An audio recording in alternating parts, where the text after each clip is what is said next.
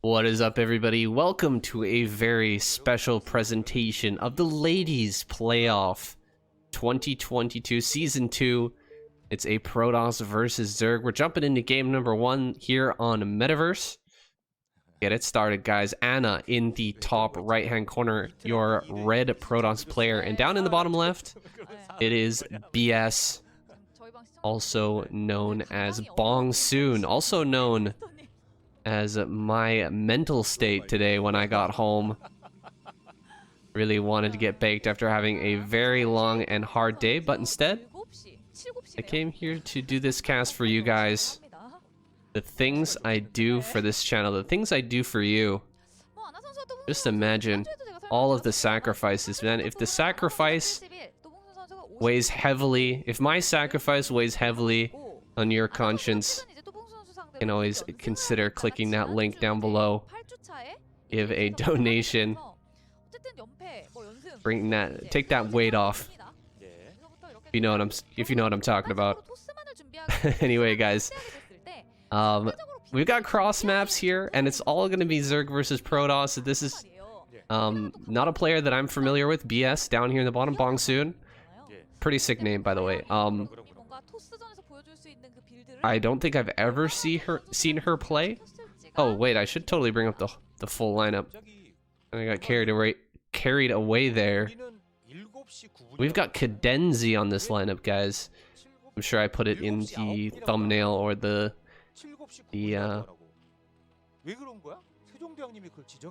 whatever it's called, title.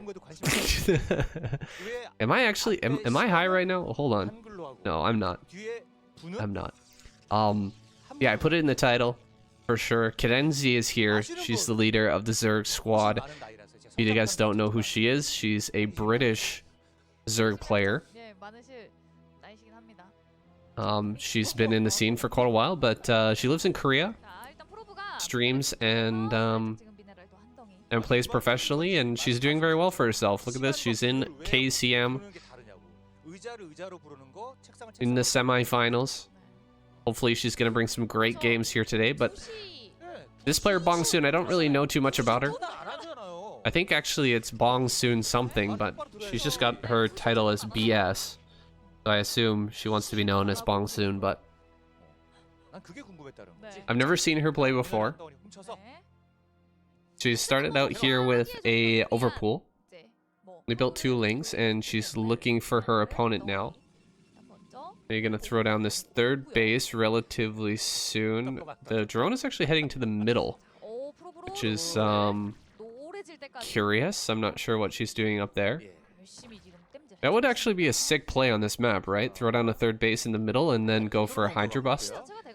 Of course, it's just a little bit too obvious if your opponent does scout that center base that you're going for the Hydra Bust, but the rally is insanely fast, and you can still use it as a base later if you want to transition if it doesn't work out. I don't know.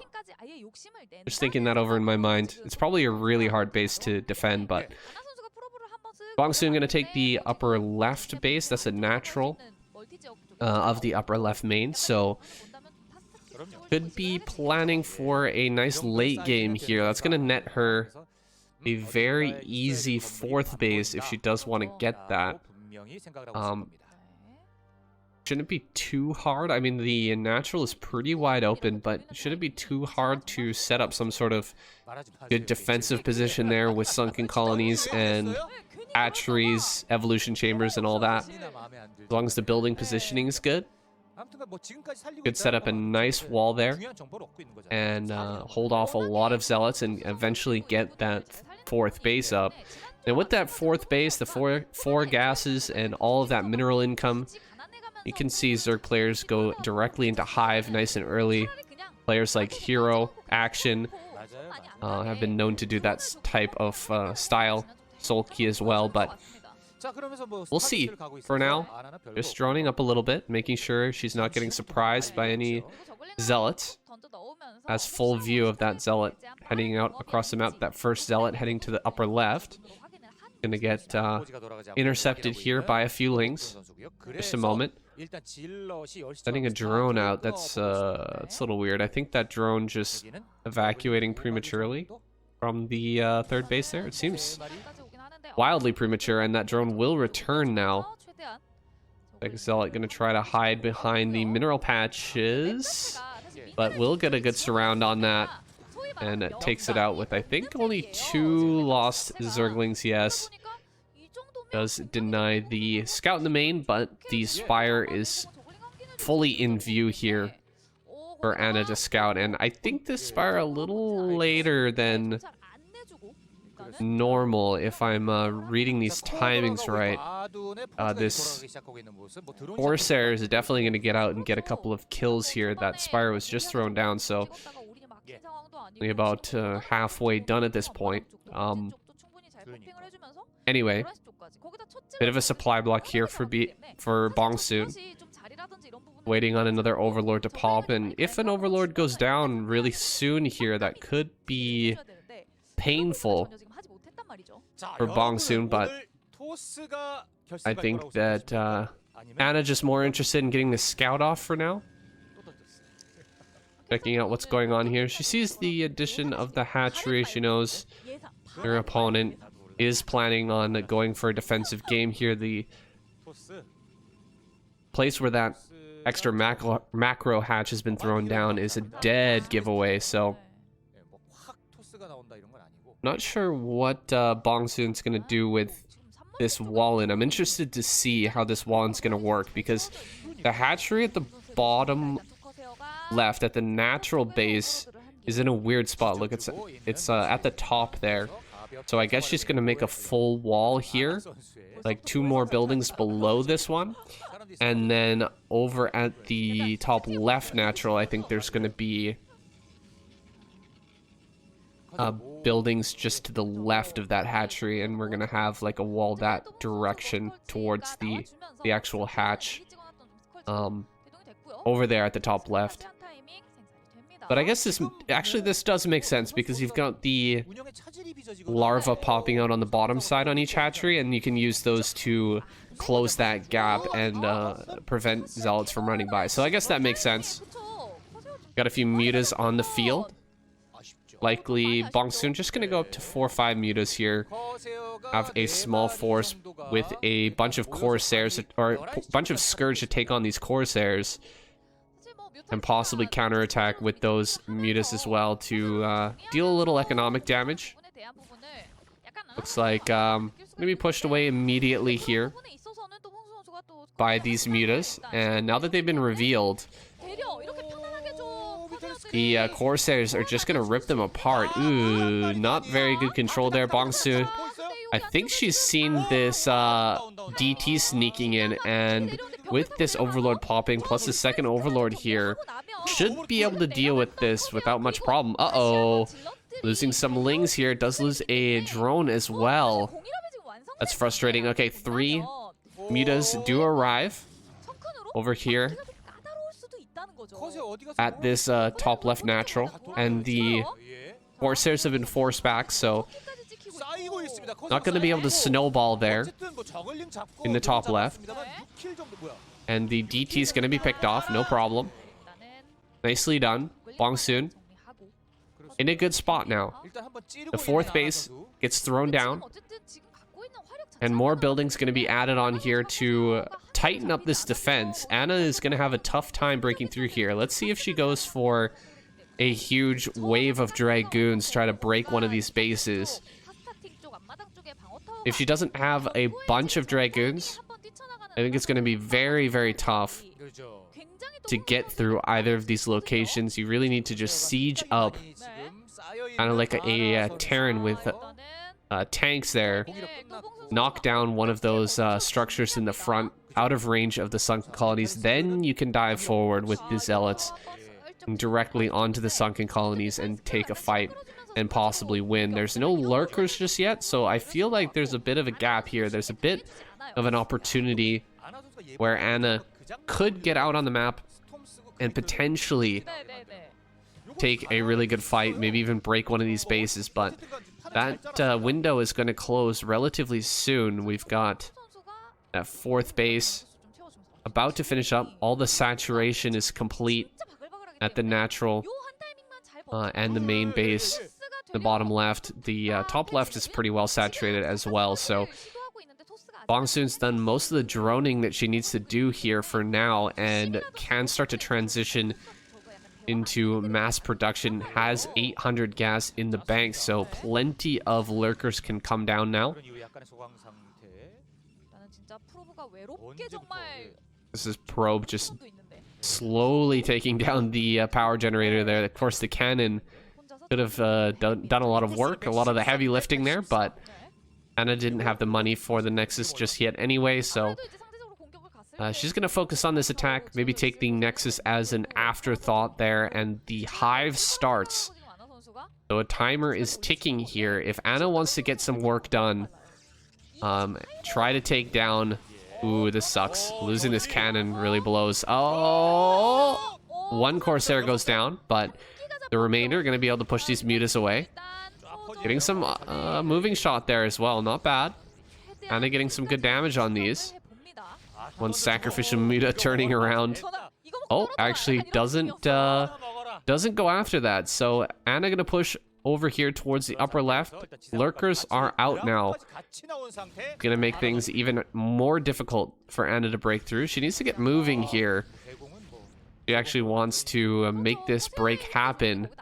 Has 700 minerals in the bank. I'd like to see her throw down the third base as well during this, just so that she has a fallback plan in case this doesn't work. Now gonna siege up here with the Dragoons, but in range of the Sunken Colony. That's not right.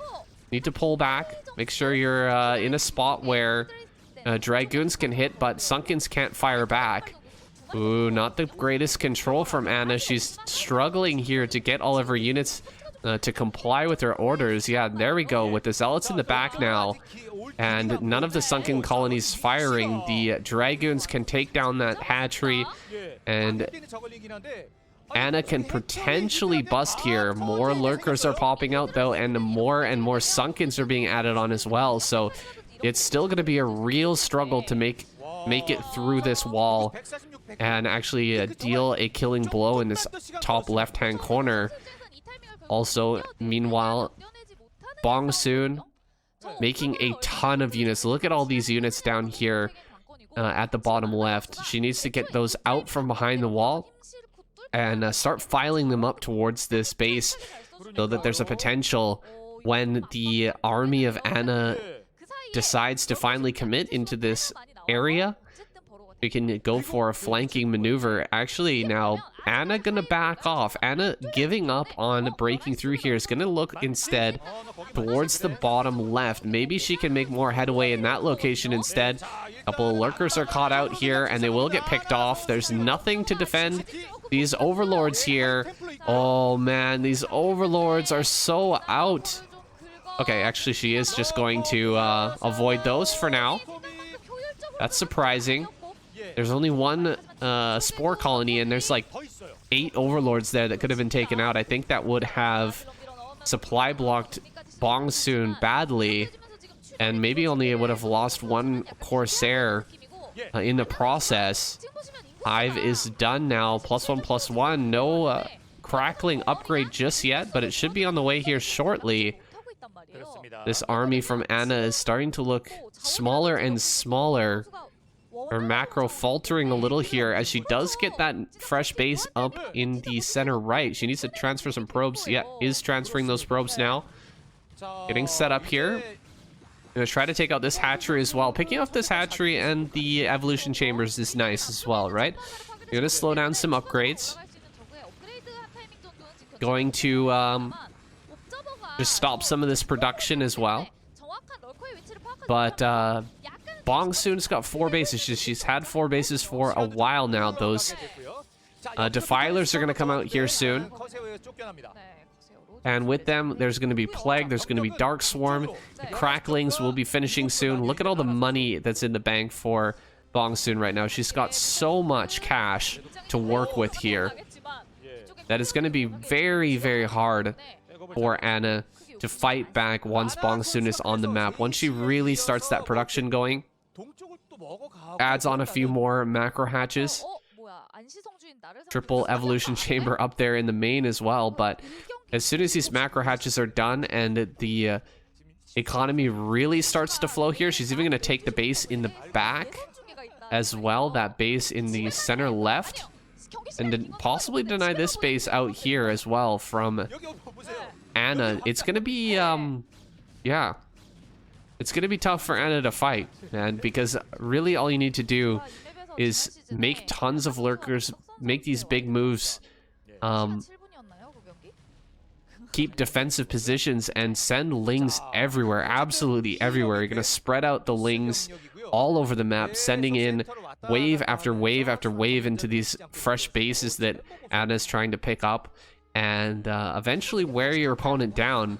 Every little trade where your lings pick off something is a good trade. As long as they don't run into just one storm and, you know, 24 lings die instantly, then it's probably going to be a good trade. Lings are super cheap. They trade very, very well against pretty much everything that Protoss has. Maybe not Archons, of course, and like I said, Storm, but they do very, very well against most other things that Protoss has. And so you can just send them out in waves and hope for the best. Lurkers are going to hold those defensive positions. And Bongsoon, yeah, she's going to have control here of this game pretty soon. Anna's going to be on the back foot in very short order here. She doesn't break through one of these locations right away. Running up with Zealots is not the right strategy here. She's actually got to bring up some observers as well, so she can start to take out these lurkers in the back. That's a pretty good storm there on the bottom left lurkers, but the number of dragoons has really dried up here, and defilers should be out soon. I don't see them yet, but there's got to be defiler. There it is. Okay, never mind. There's one defiler right underneath my nose. It's going to consume, throw down a dark swarm, and that's going to be that, man. You're not breaking through here anymore. The amount of storm it's going to take to actually get through this location is kind of insane. And so Anna will just have to back off. She's left a weird, like, little group of units here. That's not going to work. Trying to do a run by into the main. There's actually lurkers on the high ground as well. So none of those shenanigans going to end up working out. Even loses the observer as well. And Anna, falling behind in supply now, is struggling here to find any headway against this Zerg player. There's a bunch of cracklings coming down. Finish off these units. Not the greatest trade, of course, but like I said, they are very cheap and basically trade okay against everything. Everything is more expensive for the Zerg. Everything, or for the Protoss, excuse me. Most stuff costs gas, right?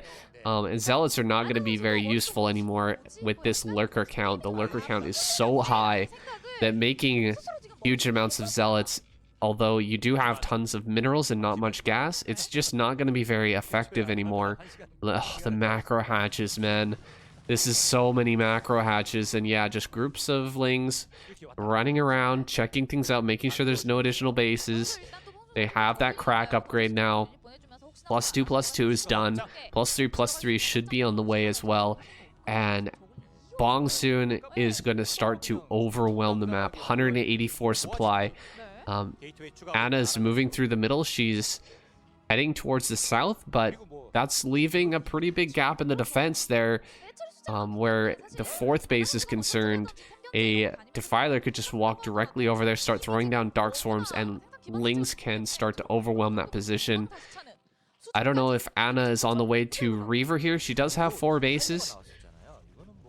And 5th base is not quite yet done for Bongsoon, so there is a bit of parity here in terms of the base count. But in terms of the army, Bongsoon is way ahead right now. There are so many. There's just so much economy behind this, and so many lurkers popping out. Lurker Ling en masse coming forward now. You can see all of those lurkers on the high ground morphing in.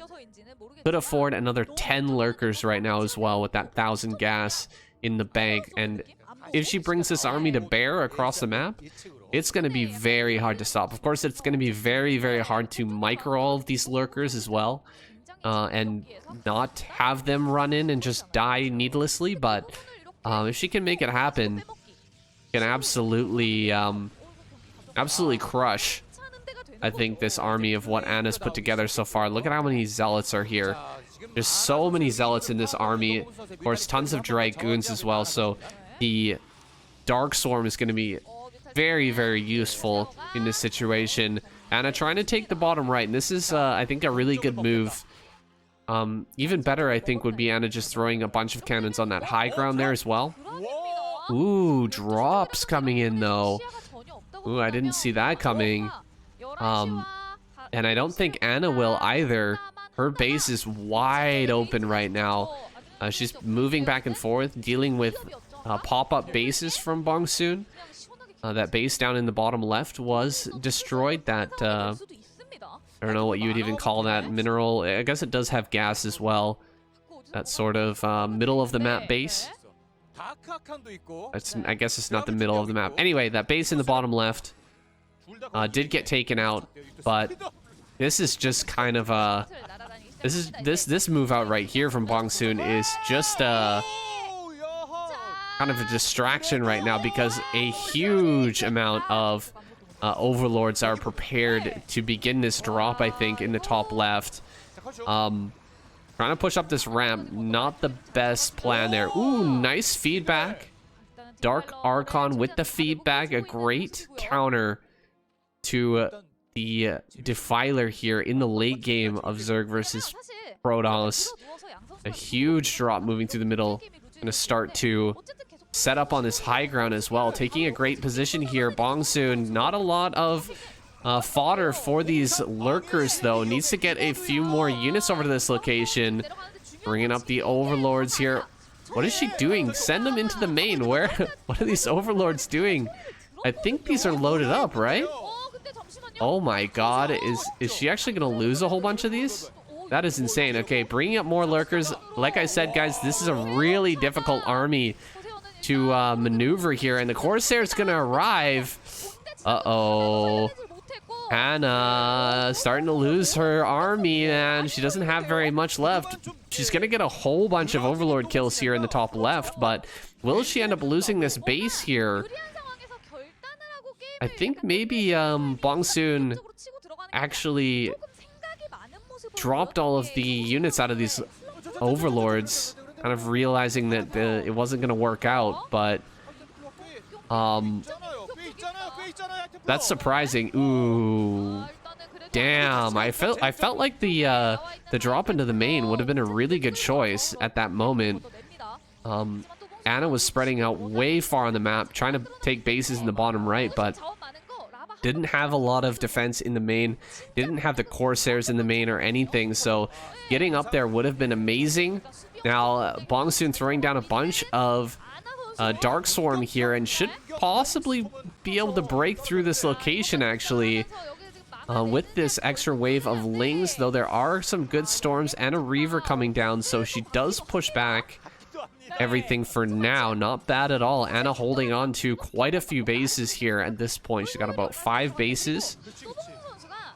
That base in the bottom right is insanely important right now. The fact that she's got that up and running is huge. It would only take about I don't know, 50 Lings, something like that, and a Defiler could probably break through that location, but Bongsoon is a little bit too focused on taking down the space here in the upper right at the moment. She's sending up huge waves of Lurker Ling. Nice feedback once again. That feedback's so key to this defense. Stopping the Defilers from throwing down the Plagues, getting the Dark Swarms in position as well. Just so clutch here. And tons more Overlords going down. Bongsoon has 3,000 minerals in the bank and can't produce a unit because she is once again supply blocked. She can't produce any Lurkers either. That really hurts right now, I tell you. Losing these Overlords at this point is super frustrating.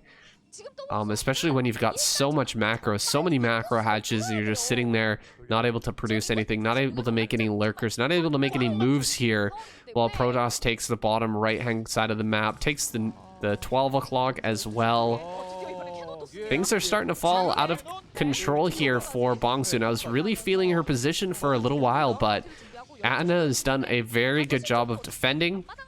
She's managed to snag the bottom right. She's doing everything correctly here, keeping those Corsairs alive still, picking off Overlords.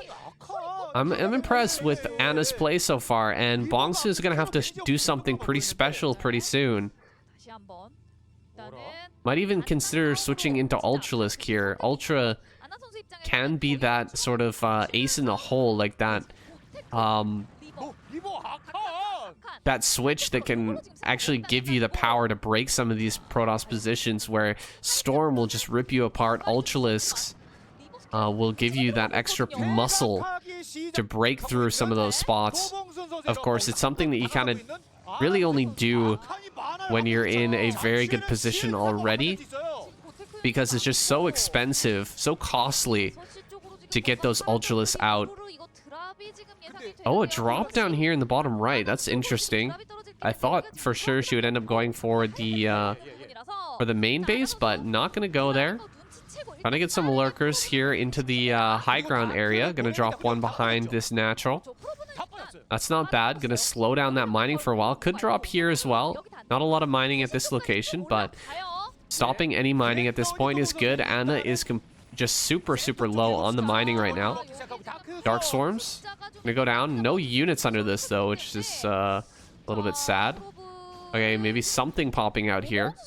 And Bongsoon gonna knock this base down. That's great. Another base in 12 o'clock from Anna, and she will eventually clear out that base down there at the bottom right. Save that, kill that lurker, and get back to mining in that location. But this has been a great distraction. Bongsoon gets the base in the bottom left. She's mining happily there in the center left as well. Top left bases are decent as well on the overall mineral level.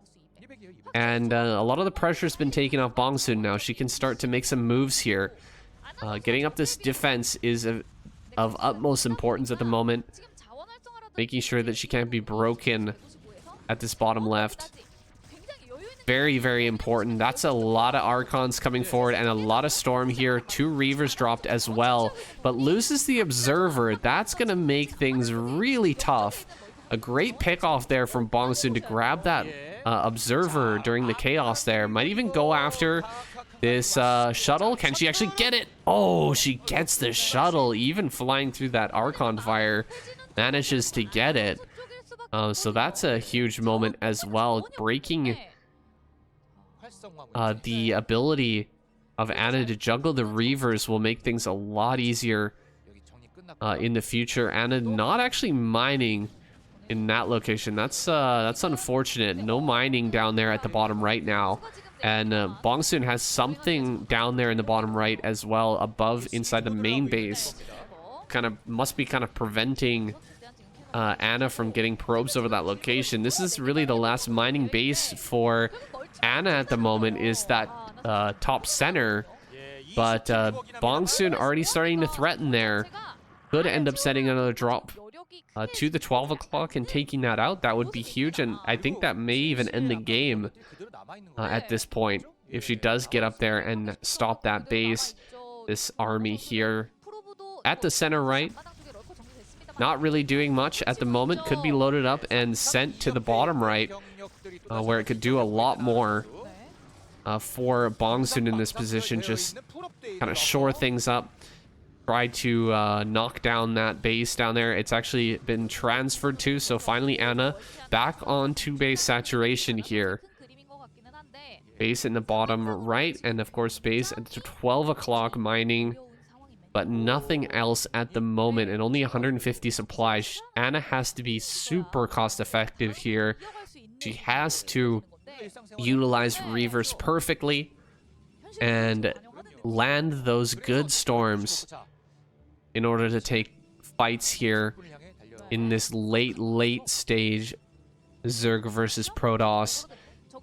Big drop coming in. Those units from the far right, center right, are actually brought down.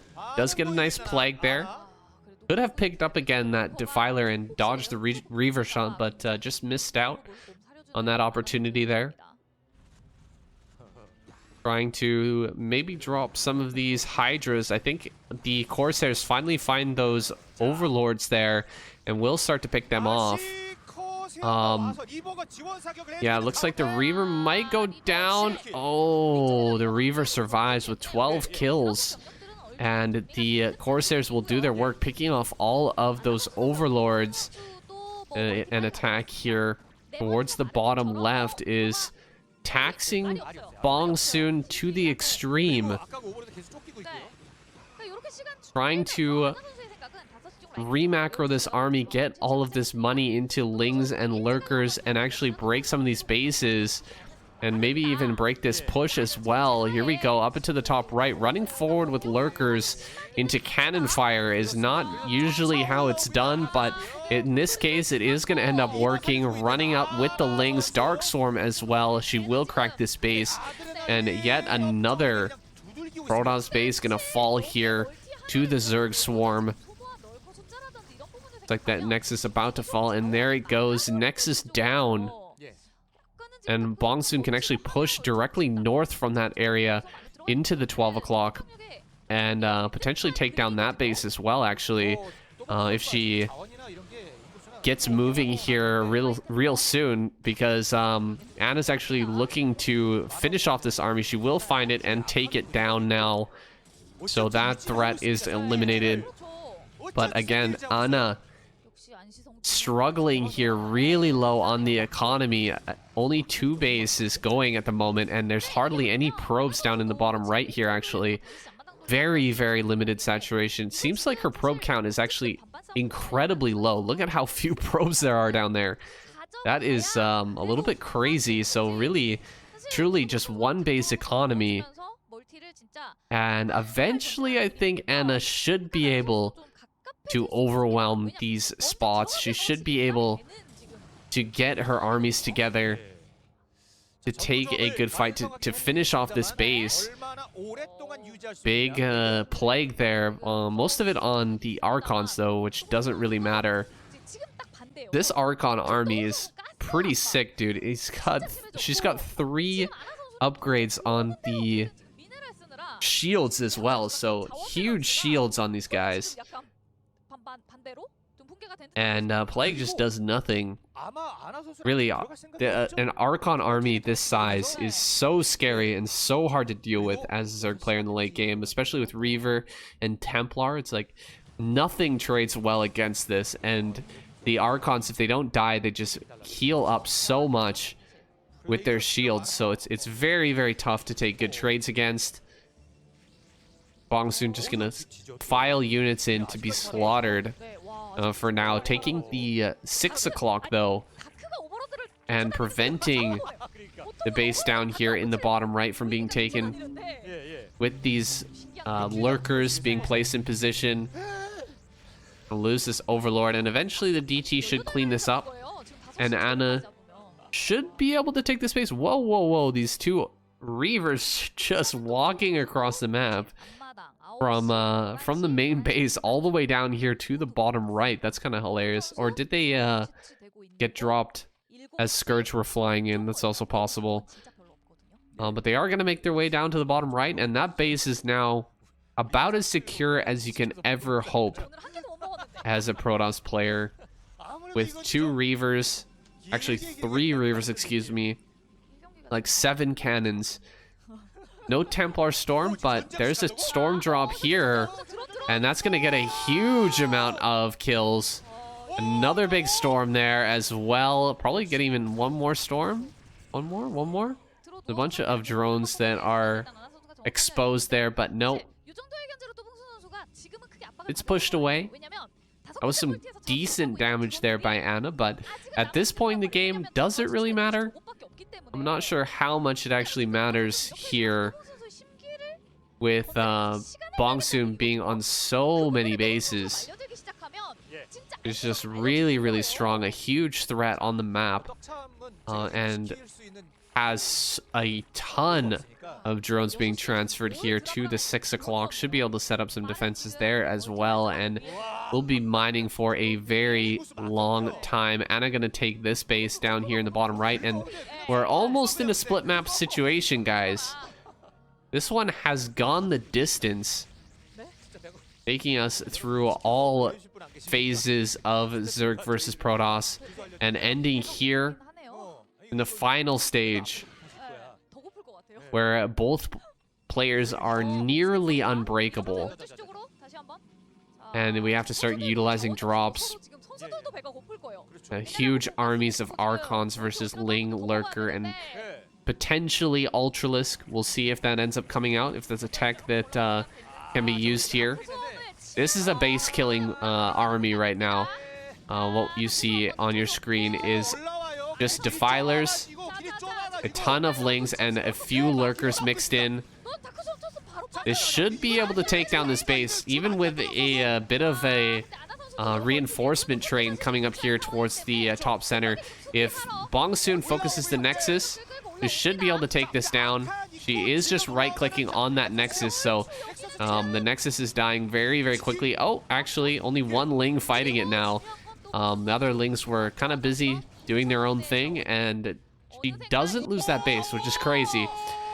Big storm drops down here in the bottom center. Anna firing back at Bongsoon, trying to take down some of her economy, and a big attack coming towards this area. Bongsoon wants to break this bottom right-hand corner, but can she actually do it before the reinforcements arrive? I think Anna should be able to hold this. Look at, we've got DTs, we've got 4 Templar, 3 Templar, and 3 Reavers. I mean, how do you ever break this base? This is kind of crazy. Like, I think even if you get Defiler spells out here, it's just going to be too hard, man. This is a crazy defensive force, and even going to throw down some extra storms there, just killing off a bunch of Lurkers. Ooh. Dude, that was kind of a misuse of storm. But looks like these eggs will end up being denied. Nope, the Lurkers do pop out. Will spread the great storm there to pick them off. Bongsoon just kind of sacking the remainder of her economy here, and the remainder of her minerals to an endless meat grinder here, and a setup at the bottom right. That's so many Templar. Luckily, she's managed to prevent this base in the bottom right from being taken, but her minerals are starting to dry up, and her options are starting to run low. There's very little in the bank here for Bongsoon, and her army is looking smaller and smaller, and every moment, Anna's army is looking not that it's huge, not that it's massive, but that is such a number of Archons that you really can't engage well against this with basically anything that Zerg has. If you somehow manage to just have a ton of Hydras gun down these Archons, then you can take a good trade, but that's probably not gonna happen. Anna's gonna hold back. She's going to storm your Hydras and your Lings, and the Archons are just gonna clean up everything, even if it's under Dark Swarm. Not gonna pull the trigger yet. Anna's just gonna back off here.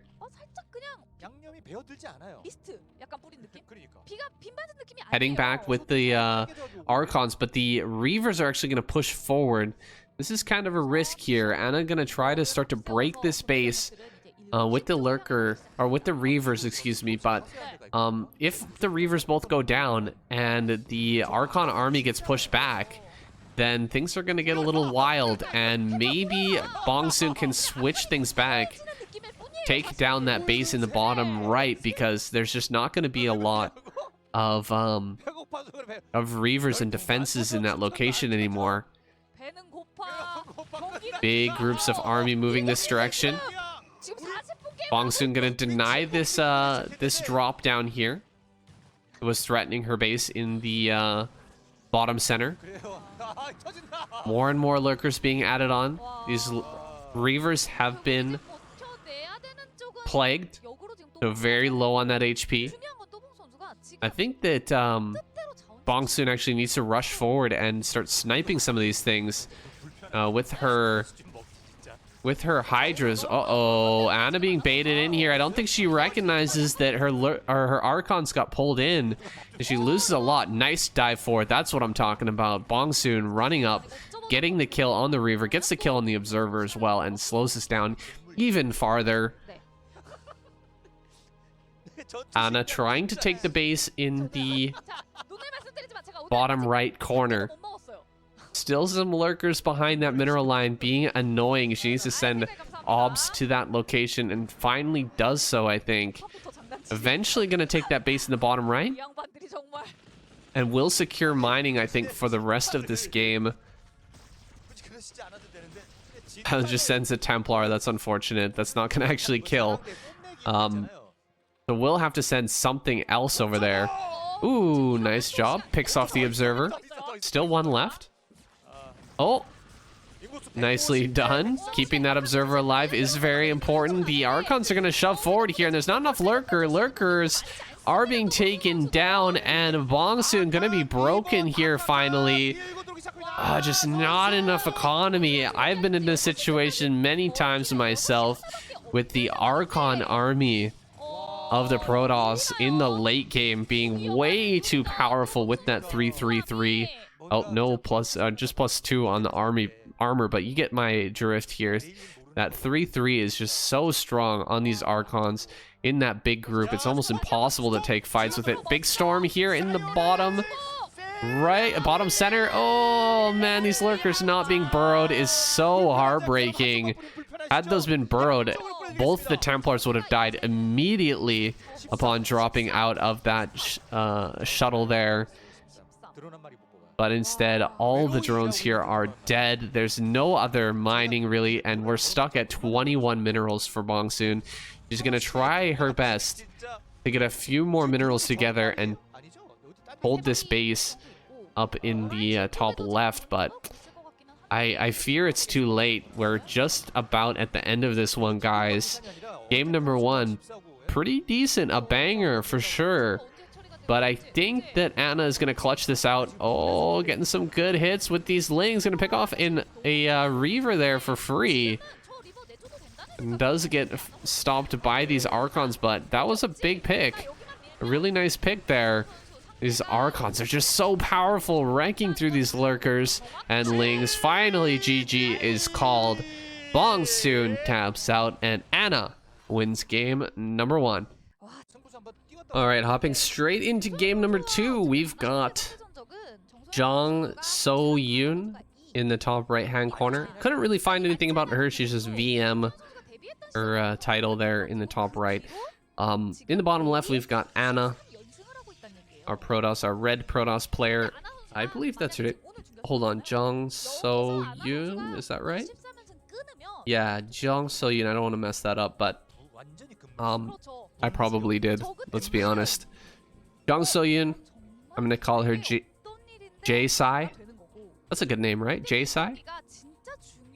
That's what I put her as the lineup. That sounds alright to me. I don't know how it sounds to the Korean ear, but that's fine. They're not watching this anyway. Just us English speakers. We've got our own thing, which is nice, which is awesome. Thumbs up, guys. Make sure to hit that like button if you like all these Korean games cast in English. It's a good way to support. Just subscribe as well. I don't know if I've said that enough yet. Did I say it enough? Like and subscribe, guys. Hit the notification bell. Do all that stuff. Just don't even think about it. Just do it. You know it's the right thing. Support English content of this nature. And yeah, I'll keep trying to produce more of it. Take on more tournaments, take on more games. Make sure that you've got plenty of content while Well, there's a down when there's a dip when we don't have ASL and stuff. It's nice to have some other good content to watch. It's kind of crazy how few and far between the ASL seasons are. Like they just take so long to get through, and I guess to produce. So I mean, it's only once or twice a year max, right? Whereas tournaments like this, I mean, it's going all year round. You got 4 seasons, just non-stop action. Looks like Ling's gonna run by here in the main. Oh, one Ling makes it by. That is rough. 12 HP on that, and Probe should be able to pick it off. But Anna with a little bit of misclick there. Doesn't quite get that kill. And J-Sai gonna keep the Ling alive in the main. Get that nice scouting information. Maybe even get a kill or two. We'll see. Might mess up some of the mining. Or some probes off the line. It's always good. But overall, I don't think that was fully worth it. I think the reaction from Anna was perfect. The double cannon shuts this play down so nicely. Oh, she's gonna lose the probe. I mean Ling. I said probe, I meant Ling. I think the probe just right-clicked on that. 1 HP. Oh my god. Damn. Heal is too strong. Slow healing. Keeps that Ling alive for a little bit longer. Nexus finishes up at the natural, and third base for J-Sai in that 3 o'clock position on that high ground. Oops, 4 probes on the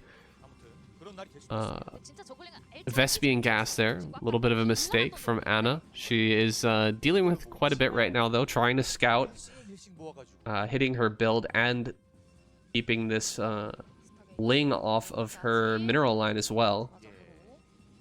Stargate there, going to be scouted. J-Sai with full knowledge of what's going on with the Protoss. Just going to see a completely standard build here. No super quick Citadel or anything like that. With a huge Zealot push. No, it's just going to be nice and full. Oh, wait a second. Now that I said it. Oh wait, hold on. No, never mind. Okay, we've got. I don't know what I'm saying. There's Stargate's already here. That's a completely normally timed Citadel. Just that I was talking about a Citadel coming down super fast, and then it popped out. Anyway, you know what I'm talking about. My bad, guys. Just a normal Citadel. Everything progressing as it should here for both Anna and J-Sai. First Corsair gonna pop out in a second. Shouldn't end up getting any Overlords here. The first Scourge, I think, is already out. No, just a Ling, one single Ling running through the map. And there's really nothing watching the front right now for J-Sai, I guess, except for this one Ling, which is a little bit of a dangerous situation. You usually want to have at least a group of Lings waiting. Not only because you want something watching, but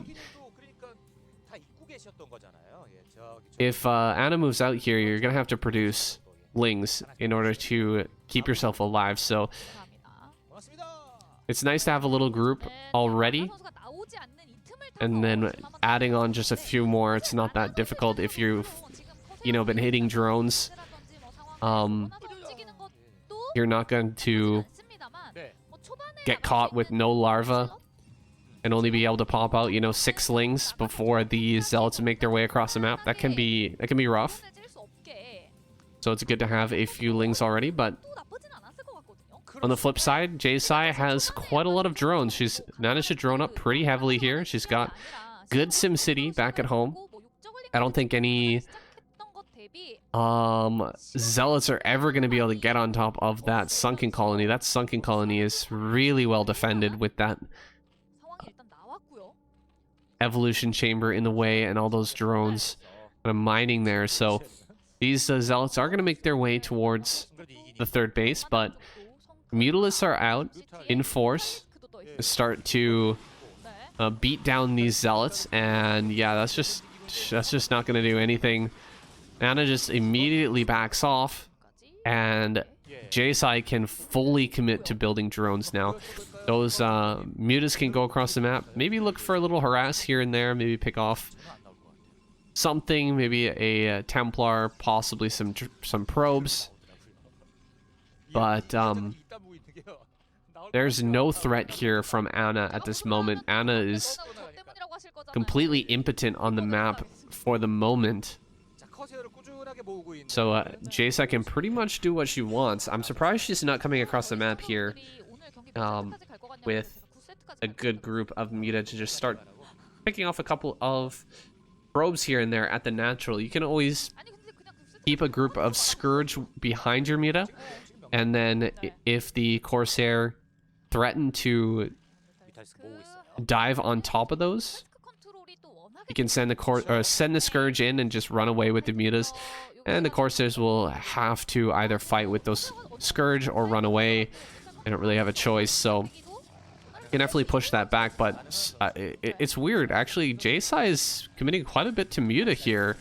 There's no more Corsairs being built. These two are not interacting very much in this mid-game period, so I don't know how much they know about each other's builds right now. I feel like Anna does not know what JSI is planning here, and it is going to be a huge Ogre's Gamer attack into the main base. There is no doubt about it. More cannons are being added on, actually. Anna might have sniffed this out, actually.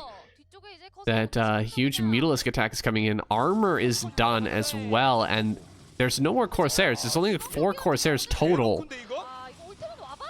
Some Dragoons have popped out, thankfully.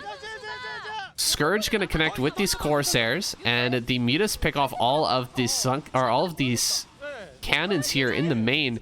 It's gonna be up to pure Dragoon to deal with this. Okay, Dragoon plus the storms is gonna be enough, it looks like, to push everything back. She does get a lot of probe kills, and those 2 cannons, of course, a Templar, some Corsairs, a lot going right for JSI. But in the end, Anna does push things back. She has a couple of Templar here. Let's see if she can land these storms, because she is going to lose some Templar here. Another Templar. Oh, gonna lose it. Okay, does get the Templar. Was having a little hard time focusing that down, but gets that Templar. Like a free probe there, just flies right over it. No big deal. Gonna come back and pick that off now. Good choice. Anna, with the DT up at the top center, is delaying the next base here from JSI by a little bit. I saw a drone head up to that top base a little bit earlier, but it did get stopped. And now I'm going to bring the Overlords up here. Should be able to set up this next base. Wow, so few probes at this location. Not looking good. Anna's economy is kind of wrecked after that Ogre's Gamer attack. Of course, there's no lurkers out just yet. There's kind of a gap in the tech path here for JSI because she made so many Mutalisks earlier on. She doesn't have the gas bank to make this lurker transition just yet. So there is a bit of a moment here where Anna could possibly push out, take a big fight, and maybe even take down, well, double Hydra then. Could possibly come across the map here and maybe win a fight against pure Hydra with a whole bunch of Storms and Dragoon Zealot. But that time is quickly running out here. Gonna dive into the natural again, really picking off the probes in the main. Ooh. Good storm on these mutas, and they're very, very low now. Zealot's coming across the map. Here comes that attack I was talking about. Anna gonna pull the trigger, but the army is not really together, and the dropship just flies in and dies instantly. Uh-oh. I think that was full of High Templar, guys. And Anna is just gonna have to tap out, dude. Losing that shuttle full of High Templar means there are no High Templar, and the Dragoon Zealot army is no match for pure Hydra plus Muta on top of that. All of these units are going to end up getting taken down. The stupid Dragoons bouncing off of each other can't even walk up to this top left. Only about 5 of them are going to make it.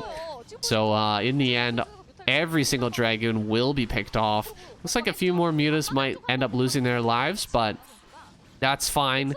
Picking off that backbone of the army for Anna is more than worth it here for our Zerg player. She's sending a group of Hydra to the bottom left, which is that fresh base that is just going to be picked off immediately. Oh no, not enough for a storm. Loses the Templar. This base going to go down. Anna loses her economy. GG. J-Sai takes the Zerg's first win of the night. All right, into game number 3. Bohai in the bottom right-hand corner. The big guns are out, boys. Bohai, definitely the ringer of this Protoss squad. And in our top right-hand corner, it's J-Sai, the blue Zerg player, coming off a win. That was a pretty nice one. Her Mutalisk control on display there, doing her a pretty good solid. And it wasn't perfect. It wasn't Soma level, but for sure strong micro with the Mutalisk. I think it's serving her well and should serve her well in the future. Got myself a beer, boys. Taking a drink. So not really sacrificing that much. Come on. Let's be honest.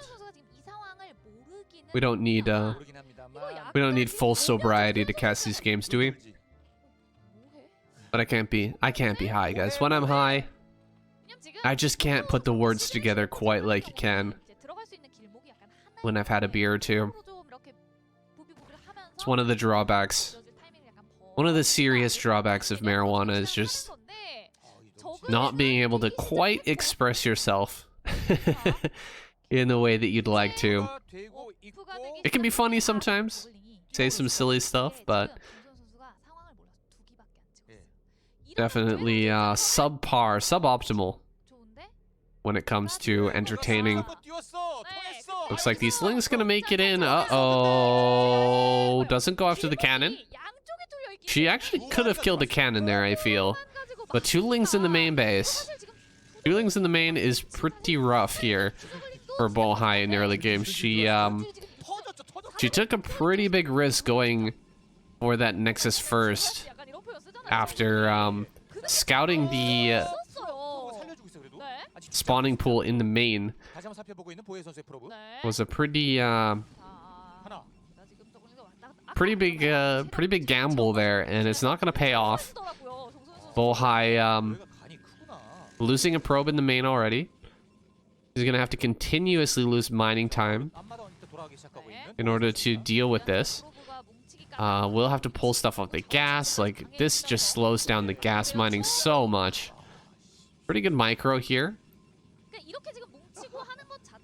when getting this gas going, but yeah, this is just really not optimal.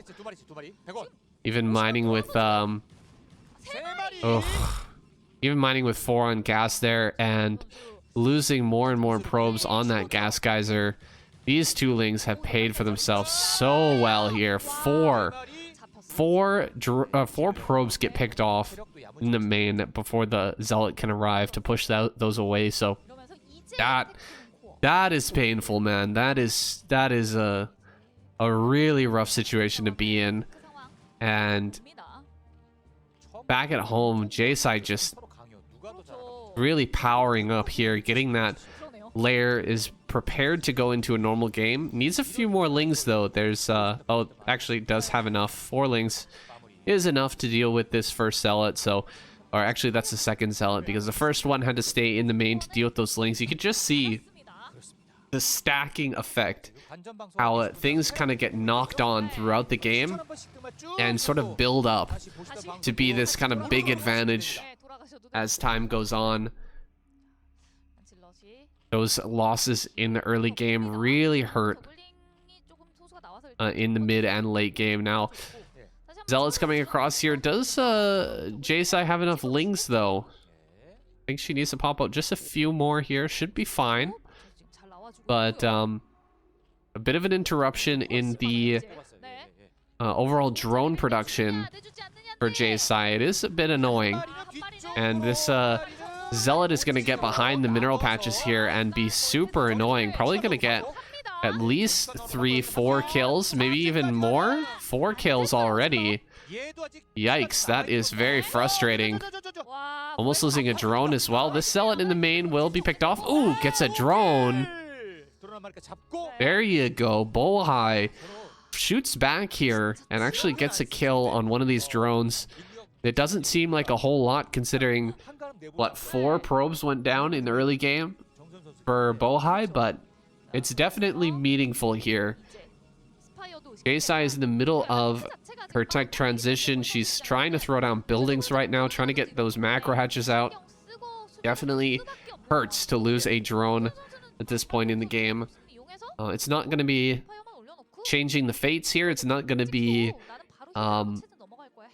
putting Bohai in the lead or anything like that, but it does make a difference. Now, some Scourge have popped out. We've got cannons in the main here for Bohai. She's seen that previous game. She knows that her opponent is partial to building mutas in this matchup. There's only 2 gases, though. Only 2 gases, so I don't think we're going to see the level of Mutalisk production in this game as we did in the previous. Just a few Scourge popping out so far, and most of the economy going into building up that drone count here, getting prepared for the next stage of the game. Whoa, quite a few Hydras actually. Hold on, maybe she goes for a Hydra play here, try to come across with some Hydras and break that front, because Bohai is late on her Zealot speed. She doesn't have the real number of Zealots there at the front that we would usually see, and her cannon number is very low as well. Oh, this probe is going to see everything though. Probe will see all the Hydras popping out. She knows that her opponent is sacrificing economy right now to get these Hydras, so she is going to go for a big attack right now, and Bohai, not a second too early, spots this buildup of forces here from J-Sai, and we'll see if she can build these cannons in time. The Zealots coming out here. They need to buy this time for the cannons to finish. She gets a view on some mineral patches on the outside and actually brings the probes out to fight. Very nicely done, the mineral walk there. Maybe saving the life here for Bohai. Keeping her alive just a little bit longer and keeping those Hydras back away from the cannons. Wow, gets a kill with the probe as well. Sometimes that can happen if you just right click on a drone during a real moment of climactic action. You could end up getting a kill. But this is a lot of Hydras, man. This is fully committed to a Hydraless bust here, and all that Bohai really need do is just hang on. Just keep alive for a little bit longer until she's got the storms. There's no storms just yet, though, and the Hydras are coming in, dealing this damage. She can actually pick off this Templar as well, but right now, focusing on the cannons, focusing on the Zealots here, gonna run forward, picking off quite a few of the cannons. The probes are being pulled. There's only 3 cannons left, though, and looks like J-Sai going to break through. Oh, the last cannon's going down. There's one more cannon manages to pop out. But there's so many Hydras arriving right now. They're going to break through. The final cannon going to go down. We're so close to having a storm here, though. Really, really close. And I think that J-Side just barely going to break in time. There's one storm. We should have one more, and a Zealot pops out as well. Can she hold? It's so close. That storm was pretty good. Storm dealing a lot of damage here. This Corsair going to get focused. We still have the wall for now. A Archon being built, and a cannon finishes. Hold on, can she actually hold this? Cannon finishes. This Archon could be useful. Just gonna tank, just body block for these cannons. That's all it really needs to do. Ooh, a cannon goes down. Another cannon being made here. Bohai desperately struggling to hold on. But really, in the end, J-Sai still has those extra hatcheries. She's got that economy rolling already. This is not a 973. This is a much more economically focused Hydra bust. And she is just breaking down the front here. All of the buildings in the front have been taken down. Focuses instantly onto that Archon. And the last few cannons are going to go down.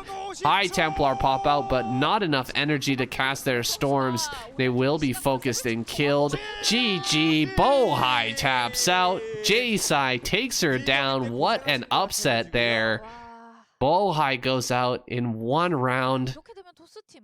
This is the player we were expecting, that I was expecting to take down basically everyone here. If Bohai comes out, I feel like she can pretty much clean up maybe everybody but Cadenzi, but J-Sai shows up big in game number 3 and takes her out already. Oof, that is rough stuff. I think that Bohai will end up being reborn, brought back in the redemption round. She's going to be revived here after all the other Protoss players have been taken out, but that is a big momentum gainer there for Zerg. They have huge momentum going into this next game. The rest of Protoss gonna be a bit demoralized here. We'll see if either of these two last player, Aigong or Bam, can take out J-Sai. That's coming up next, guys. Game number 4. On to our next one, guys. We've got J-Sai here in the top left. Sorry. J-Sai, the blue Zerg, and in the center right here on Monopoly, we have Bam. Her full name, Albam Songyo, which roughly Albam girl, I guess. Songyo is maybe girl. I don't know. I'm not a Korean speaker, but I'm just gonna call her Bam. And that's a pretty good name. Hey, it's not bad. That's a vanilla name, actually. If you get Bam on any game, you could definitely sell that, I think. Just Bam. Hell yeah, dude. Hell yeah. If you get Bam on Twitter, imagine how much that's worth. I bet it's a lot. Kind of got into a rabbit hole recently. Watching YouTube videos about famous hackers. Did crazy stuff, and some of them got started by stealing accounts on Twitter and trying to get vanilla accounts on different video games as well, like finding people who have really vanilla names like Bam, or like I don't know, you know, names that are very unique, that don't have a bunch of numbers behind them or anything. Those names that you never can get when you first log into a game. You try to make a username, and basically all the vanilla names are already taken, but those will go for a very high price on the right market, and a lot of hackers make their living and get their start in hacking by stealing people's vanilla IDs. Anyway, that was a rabbit hole that I went down recently. Nice pick off on the probe, keeping the map dark here for Bam, not allowing her out to get a scout on. Did pick off that first probe as well, so good control so far by J-Sai. Bam falling a little bit short here, does have a gateway first and survives so far. That's That's good. Keeping herself alive. Important. Get 3 zealots out. And the forge going to come down. Unfortunately, the probe dies as well. So 3 probes have been killed already. That's not good. This is a great map for walling in here as a Protoss, though. Wow, that's a really tight natural. You can wall this in with only 1 hole is kind of ridiculous. Maybe a little bit overpowered, actually. Considering how most new maps you would have at least 2 holes, right? 1 above the gateway, 1 below the forge. Sometimes 1 below the pylon as well, but here it looks pretty good. It's looking pretty tight. And I don't think she needs a cannon. She can just send Lings out. Ooh, Hydroden from JSI. She's gonna do possibly 973 this game. That's a pretty darn early Hydroden, but it makes sense considering she's done such a good job so far of denying scouting here from BAM. BAM also producing a lot of zealots, so I don't know. This could be rough. Could be rough. Maybe if BAM moves out and pushes everything back, she could find out about this Hydroden. There's gonna have to be a lot of Lings produced here, and JSI is actually supply blocked at the moment, which is not good. Being supply blocked right at this time is super rough. You need to produce Lings right now. You have to prevent these zealots from getting up and dealing any damage to you, right? Like 973 is so sharp, right? You've just barely got the right number of drones in order to deal with, or to constantly produce Hydras to get this attack going. She's produced a ton of Lings. Uh-oh. Yeah, that's a few too many Lings now. This is definitely enough Lings if BAM completely committed to attacking with these zealots, but she definitely did not. And now finally Hydras are coming out, and a probe is heading towards that 3rd. It's actually going to find this 1 Hydra, which is so bad right now. So bad for JSI. I think that we're going to see a straight up win here for Protoss now, because that's terrible. There's going to be a ton of cannons coming down here. I'm surprised she didn't actually throw them down faster, but she's thrown them down now. She's got a ton of zealots as well. She's even got a probe over here in this 3rd base, which is going to be super annoying. Trying to deal damage to the drones there. And cannons are going to finish. Oh man, this is not good. We got no layer. She went Hydraless speed as well, so most likely we're going to see this +1 finish before Hydraless range can finish, and she can take out that forge, excuse me. Oh, that's rough. That is rough. Maybe she can get this gateway, but killing off the forge, okay, range is done, but I don't think this forge goes down in time. Just from my experience, if you go speed first, I don't think you can break that. Oh, she's gonna run forward, try to kill a cannon or 2. The Lings are running right in here. The zealots are blocking a lot of them out though, and the cannons are going down 1 by 1. 2 have already fallen. A 3rd is under threat, but the wall is really hindering JSI here, and she pushes everything back. I think this +1 is gonna finish. Is it really though? Oh, it's so close. Okay, I think it finished. Did it actually finish? I think so. But we'll have to get a click on a zealot first to find out. Their pylon going up there. Okay, pylon is already up. The cannons are being added on as well. More Hydras are being built. Running forward here, going for a cannon. Not a quick reaction from our Protoss player. BAM is a little slow on the reaction speed there. Not able to send those zealots forward in time, and another cannon goes down. This one's unpowered. Uh oh, we only have 4 cannons here. This could be bad. 2 Templars finally do show up, and with these Templars comes the the chance of actually holding this. I think she might be able to. Only a few cannons left. This cannon gonna go down right away. Fortunately for the Protoss, that's gonna get focused down first, but all the cannons fall. The probes are pulled, but Templar popping out, not gonna be good enough. There's just a few seconds left until the storm is done, but J-Sai breaks the front, kills her opponent, and takes yet another win for her squad. 3-kill streak. J-Sai just ripping through this Protoss lineup. Only Aigong is left, and it's gonna be a quick night if J-Sai keeps playing like this, breaking her opponents. All right, guys, we're gonna get into our next game. I really hope that one of these players has the chops to take down J-Sai. Let's go into our next game. Yeah, that would be a shame, right?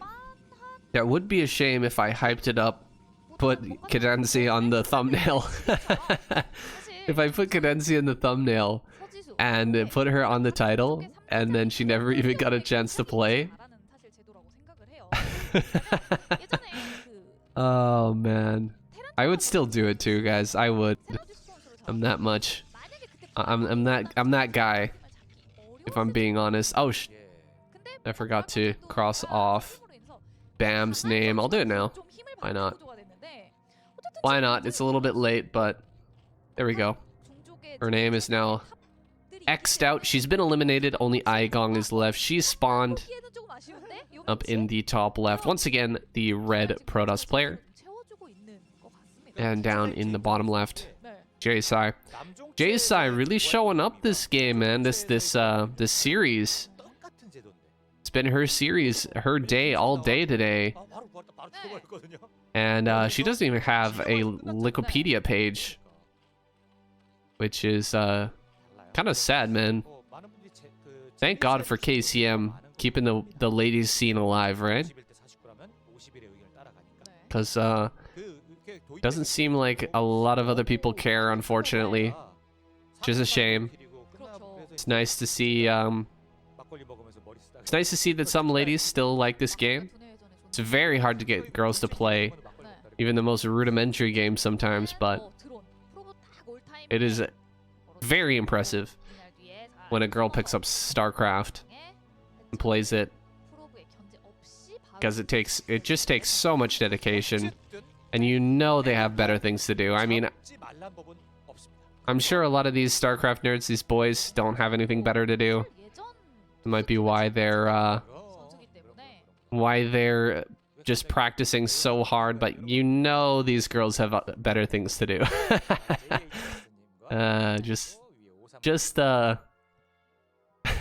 Just my own personal stereotype. The girls definitely have other better things going on. But anyway, I digress. Got a couple of Lings making their way into the base. Don't let it happen, Aigong. Not again. 2 Lings gonna make it in. Oh man, that hurts. Oh man.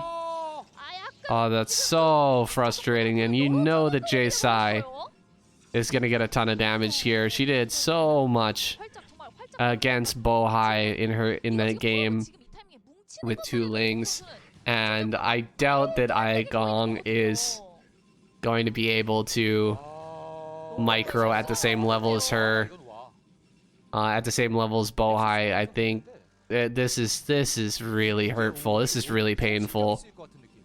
If only she would have just maybe let a probe or 2 die at the natural in order to defend this and buy time for the cannon.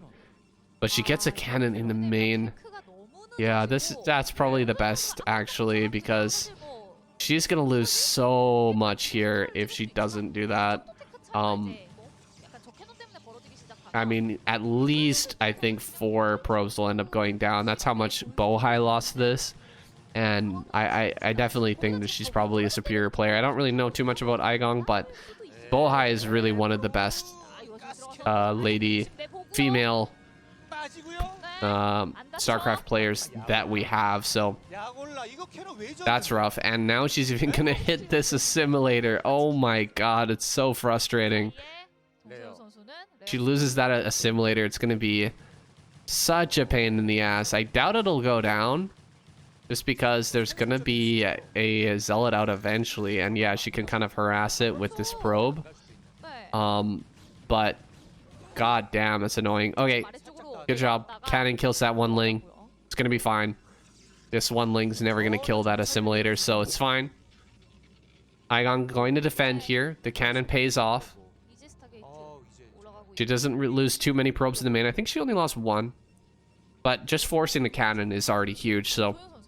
Like, think about it.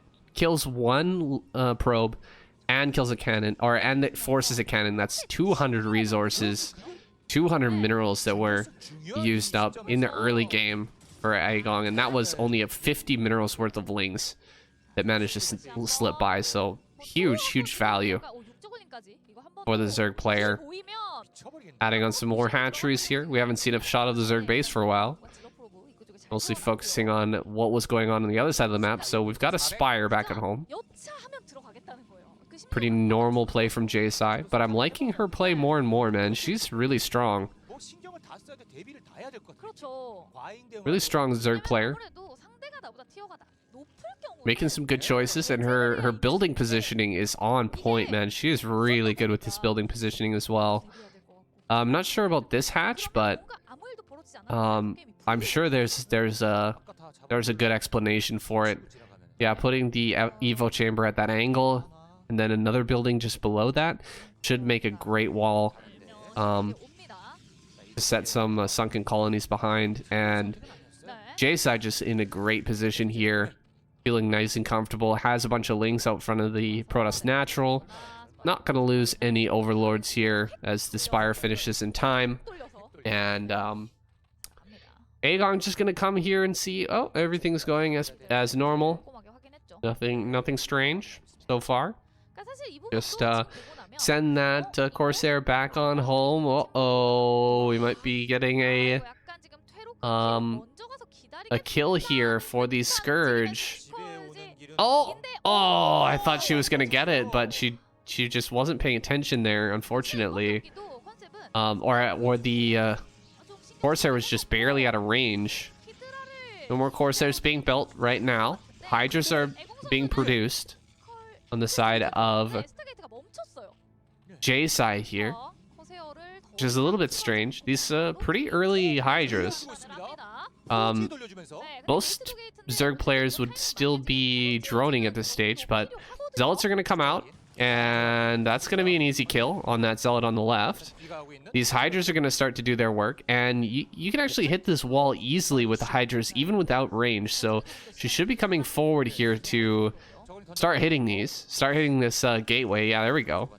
Gonna start killing gateways and Zealots, and Aegong's in quite a bit of trouble. We've got one High Templar. It's almost got the Storm. Oh, so close. Oh my god, so close. She has the mineral, or she has the energy. There's the Storm, but the Hydras just run straight through and pick off this cannon. Hydra's gonna go after this last cannon. One more cannon does end up finishing, and the Lings make their way through. More Hydras coming up here. The bust is going through. Can she make it work? Picking off some overlords in the main base of J-Side here. Aegong trying to hold on her best, but a DT pops out at the last second. Whoa, we've got overlord speed already. That's kind of crazy. Overlord speed this early is a little bit wild. Supply block here for J-Side, and I think that Aegong has just barely held on. Zealots are coming out in force. They push this back. I believe the +1 was properly canceled there for Aegong. Unless it finished. Running forward, here we go for another bust. Actually gonna take down one cannon instantly. Storm wrecks these units, crushing that attack. And this part of the game is over. J-Side not gonna break through here, losing even more overlords back at home. Very frustrating. And she's gonna have to switch back into a macro game here, as Aegong holds off that attack. gotta be feeling good here now. Doing what the others couldn't. Keeping herself alive through to the mid game.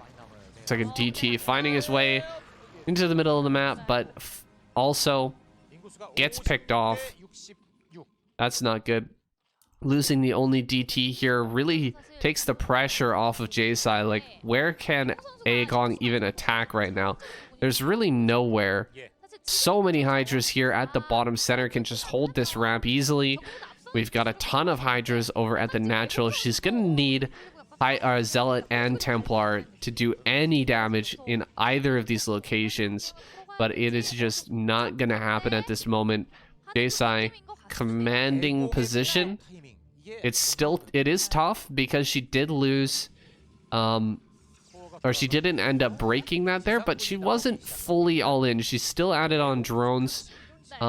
She had the extra hatches already placed down, so it wasn't quite a 973. It was with a much more economic Hydra bus, kind of similar to the last game, I guess. Or excuse me, not the last game, the game on Butter, excuse me. That map. Ooh, a Muta popping out, and Aegong sees it. What does this mean? Maybe it's just 5 mutas for some harassment? Maybe he wants to make a few mutas just to make sure that it's no good for Aegong to move out with just Templar and Zealot to take a fight here. Get some of these mutas to pick off Templar as they come across the map. That's probably a good plan. There's only one Corsair alive, so mutas are going to be very useful. 4th base on the way for J-Sai, and she seems to just be playing at a bit of a different level here in comparison to these other players. She's really on the ball in terms of knowing where she's at in each game and using all of the tools of the Zerg, right? She's used Mutalisk very expertly. She's used the Hydra bust. She's used lurkers going into long games.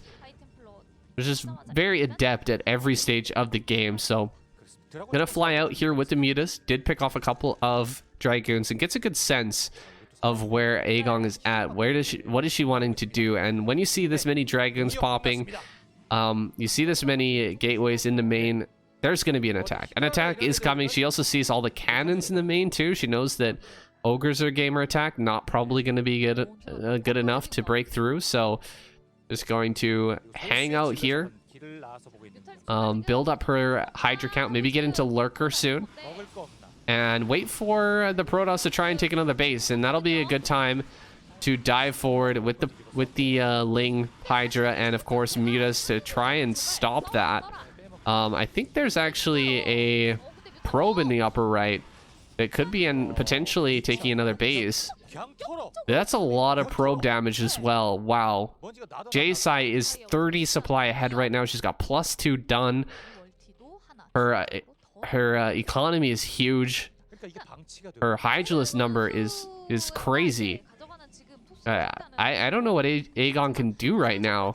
She's gonna try to push forward, but I think if J-Sai brings her entire army to bear and dives with these mutas onto the Templar before the fight, I think just pure Hydra can take the win here. I don't think that's a stretch. Got a Hydra running through here. She sees the Templar. One down. One down. One down. That's 2. 2 Templar have been picked off, and that's literally all she has. So she scouts back through once again, make sure that, yeah, that is all she has. That's all the Templar that are available. 2 more did pop out and move forward. So 2 Templar are still here, but the Hydra number is crazy. Huge Hydra numbers here. Looks like another base going to be taken down at the bottom right for J-Sai. Looking for more Templar. Here's another one. Going for it. One more. Oh, storms her own Templar, so both Templar get picked off. And I think with that move, yeah, J-Sai just gonna pull the trigger here. Let's bring all the Hydras up, rally the control groups, get everything together, and let's go and attack. Now is the time, really. +2, +1 is done for Aigong, but +2 Hydra attack is pretty darn good. And with this number of Hydra grouped up so tightly, the DPS is insanely high. The only thing that can really defeat it is Storm. You need Storms on big clumps of units to make that fight worthwhile, but it just doesn't end up happening. Aigong with no Storms gets taken down, and that is it. J-Sai takes down Aigong, gets an all kill here. 4 Protoss players fall, and J-Sai takes home a sick all-kill prize. We will have at least one more match with a revival still left over for the Protoss race. I think they're going to bring back Bohai. We'll see in our next game. Hopefully it's not their last, guys. That would be dreadful. Absolutely dreadful if Cadency never got to play. I really hope that Bohai can bring down J-Sai. Let's see how it goes in our next game. All right, J-Sai gets that sweet all-kill prize. 1,400. I think it's like 1,400 bucks, right? 1,300 bucks. I actually don't remember. But that is a little bit of cash in the pocket. Has an opportunity to shut things down here as well, if she can just take down Bohai for a second time. She's spawning here in the top right. It is J-Sai down in the bottom left. Bohai with the revive, man. She's got to redeem her race here. Take a win as Protoss against Zerg right now on Eclipse. Let's see if she can take it down.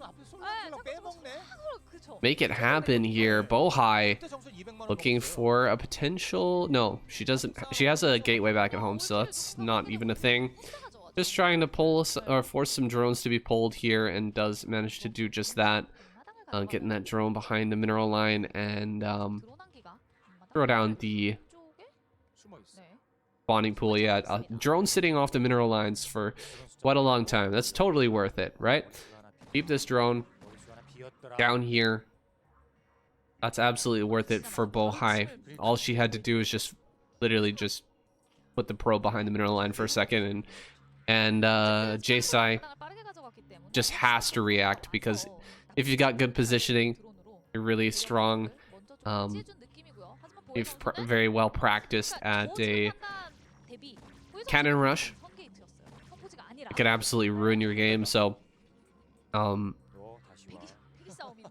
J-Sai just being forced to react there. Also, another... Oh, man. A Zealot gonna get up this ramp before the probe can throw it, or the drone can throw it on the third, and that is super, super annoying. It'll force a ton of lings from J-Sai. She's gonna have to build like 8 lings here to try and get this base up. Try and kill this pesky Zealot here. The second Zealot actually went back home because a Nexus has been built, and actually the lings are just headed straight across the map. So send the lings straight across. She's gonna go for the natural here of Bohai. That is a little dangerous. Bohai gonna send the Zealot into the main now, and that could actually do a lot. We'll see if that ends up getting some kills, because on the other side of the map, J-Sai trying to take down the gateway, not gonna happen. A third base still yet to be thrown down here from J-Sai, so I think overall Bohai in a good position. Oh, super close there. Almost loses that Zealot. Zealot here at the third, or the potential third. It looks like it's about to get finished off. But more lings popping. Hold on. Even more lings popping is a little bit weird. It's a little bit scary. We don't have a cannon just yet, but as soon as the cannon's done, then a ling attack is not really going to be worth it. Oh, lings have speed. Run by. She could absolutely run by here, but she's just going for the Zealots, trying to get the surround on the Zealots. Oh, beautiful pullback and a great use of the shield battery there. Can she actually get through? Can she get through? A few more probes, just killing off these probes. Cannon is almost done. 3 more Lings are left over, running past into the main base. 2 Lings make it up there, but the cannon will finish. Drone here. Too much craziness going on, I guess. J-Side just loses a drone at the natural. Kind of crazy. Looks like what? Another drone. I think J-Side has finally lost it, boys. Another drone. All right, this is it. I think that J-Side is finally going to be cracked here. Bohai just making things a little bit too crazy in this game. Finally, quite a few probes go down. I think 3 or 4, but 3 drones. The 4th. Okay, and that 4th drone is going to be turned around. Okay, whew. Whew. Dangerous, dangerous. The follow-up here is scary, though. We'll see if this ends up working out. Look, J-Sai, she hasn't even thrown down her 3rd yet. It's extremely late. Looks like it will be thrown down now. But she is going to have a potential here with a ton of Muta popping out. She's got 2 hatch Muta going right now. And she's got 600 gas, right? Overlords pop. She'll have 6 Muta. Straight off the bat, she just about has the minerals for it. So, we'll see what damage she can get done with this. If she does end up getting a lot of damage, if she does kill off a lot of probes, then this could absolutely swing back in the favor of J-Side. But I feel like Bohai is pretty far ahead at the moment. She defended that huge amount of Lings. She slowed the 3rd astronomically. It's slowed down so much, and she only lost a few probes. It wasn't that huge. I guess there was actually, you know what, there was quite a few probes that went down in the natural as well, so that is a factor. Cannons being thrown down, emergency cannons here as the mutas are flying across the map. These 2 cannons. Oh, it's so close. Just barely gonna finish. Oh, 2 Corsair and the cannons just finish up in time. Bohai survives. Wow, that was crazy. That Corsair got to the opponent's base just in time. Just in time, and now she can defend everywhere. Cannon here in the natural. 2 Corsairs. There are some Scourge mixed in here, though, so gotta be really careful. Not enough damage done so far for J-Sai. Bohai is probed up pretty good at this point. Her economy is looking good.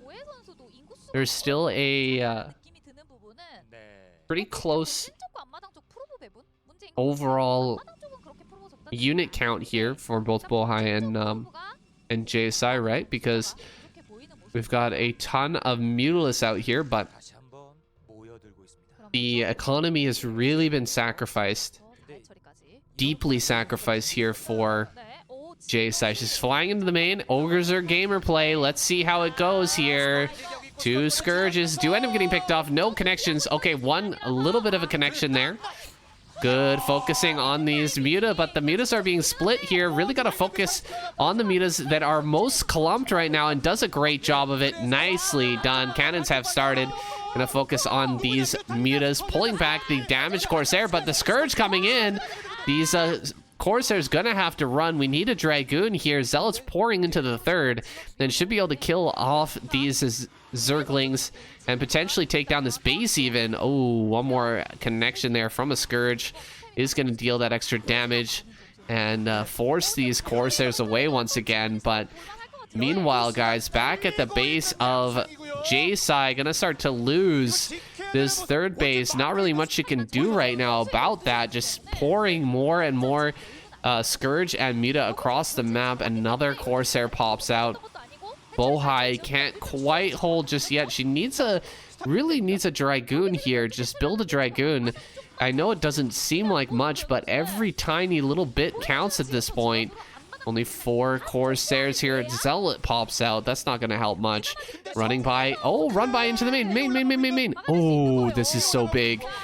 Zealots in the main of JSI as well. There's the Dragoon. That can just start to hit a few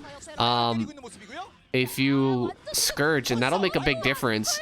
Corsair gonna get caught here. Scourge. Oh, beautiful dodging. Bohai keeps it alive. Beautiful work there. Dodging those Scourge and keeping that count high. Looks like the main base has been broken and the Spire has been picked off, so this play is not going to win J-Side the game. She just has to play with the units she has at this moment. The spawning pool about to go down as well. Just focus on that, pick that off, and she will be good. Gonna go ahead and just hit this extractor. Not the best, but whatever. Get some more damage here. Get whatever she can with these zealots, because they've done an amazing job. And the main base has once again been retaken here by Protoss. Healthily mining here. Most of the probes were saved. Templar Archives is done. We're gonna have Archons here shortly, and I think with that, Bohai should be in for an easy closer here. All she needs to do is just produce and get this attack going. Yeah, Archon, maybe a few Dragoons as well, and keep building Corsairs. These mutas should be easy to clean up, and the remainder should be not really anything to worry about. We've only got 2 bases here for Zerg, and the number of Hydra that you can field on 2 base is it's really no good. You have to have that 3rd base economy to build any sort of army that can actually reasonably fight back against the 2 base Protoss army. There's a reason why 3 base Zerg is always sort of necessary in this matchup. You have to have this 3rd base. So we are gonna have that 3rd base coming down. We've got a few Hydra, but it's not enough. We need way more than this. I don't think they will even have a range at this point. The 3rd base is going to be under threat. She's going to bring her Hydras up, and actually trap these zealots. But with the 3rd base going down again, that is just too painful here. Way too painful. Muta just trading here into the main, just flying straight in. Gonna try and pick off as much as they can. I don't see any Scourge, but this is a decent number of Muta, and she will pick off both of the cannons and start to take out probes in the main. That's pretty darn good. We don't have Corsairs coming back towards here, so with the 2 Sunken, she can just deal with this Archon and all the Zealots. The Corsair's just gonna go to work killing off every single Overlord, though. I don't know if this is worth it, man. Bringing back the Corsairs would have been a good move. I feel like you really need to send the Corsairs home, man. Corsairs are gonna go home now after killing off quite a few OVs, but you can kind of just split these mutas, right? Split the mutas off, sacrifice 2, and send the rest back home, and you can do this again later, right? Maybe not against 2 cannons again, but that really saved J-Side this game. That was a huge move, right? She actually stopped her opponent's attack. She finished off that attack. She cleared out that army and prevented a ton of mining in the main base, even killed a ton of probes as well. She needs to go back and J-Side needs to go back and save her 3rd, though. This 3rd is actually going to be canceled again, which is unacceptable. Like, you cannot lose this 3rd for, I guess this is the 3rd or 4th time. But she's going to just go for the kill here. Maybe she can kill these 2 Templar. 2 Templar are going to go down. Storm? Storm? Storm? Storm? Storm? Oh my god. Okay, there we go. Storm finally gets thrown down. What the heck was that? I guess the storm just wasn't done? Crazy. Well, all the mutas finally go down. A bunch of Templar actually died there. That was actually a crazy moment because Look at how many Corsairs we have, and the Hydras have done a lot this game, which is just wild to me. We actually have a ton of Overlords down here in the bottom right, by the way. I think there's like 6 Overlords down there. She's hiding every single Overlord in that bottom right-hand corner, and it's actually working, which is kind of wild to think. But if Bohai flies down with her Corsairs, that bottom right, we'll see J-Side go down to like you know, 7 of 67 or something like that, right? Or 1 of 67. What is it? Each hatchery gives 1. So what has she got? 4 hatches right now? 3 hatches? So 3 of 67 would be pretty brutal. Now lurkers are out. We only have a bunch of storms here. Storms plus zealot. Is it going to be enough to break through these lurkers? Only if they're really stacked up, I think. Now Hydra's gonna go after these Templar. Oh, 1 Templar goes down, 2 Templar go down. That's no good.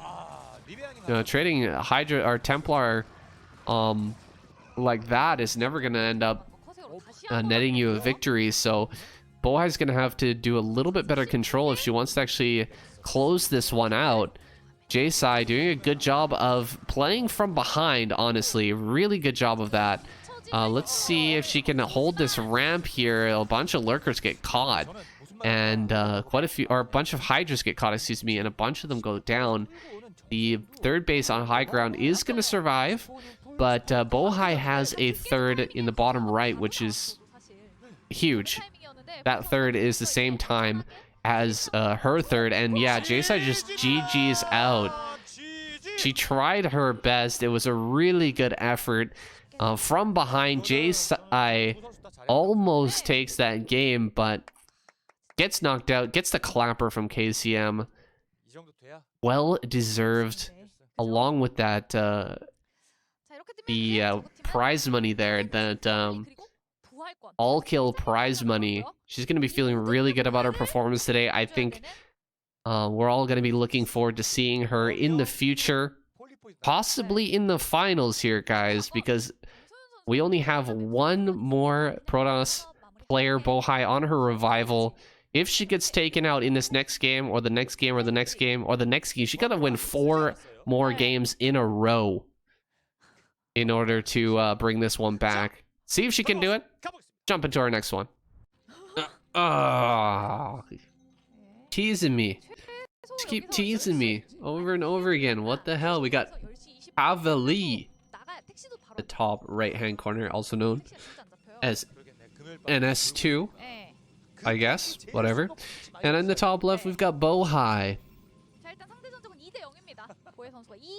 Doesn't need much more of an introduction than that. Very, very strong Protoss player. Hopefully she manages to take down this Zerg. Just so you know who I'm cheering for here. I want to see Cadenzi come out and get a shot.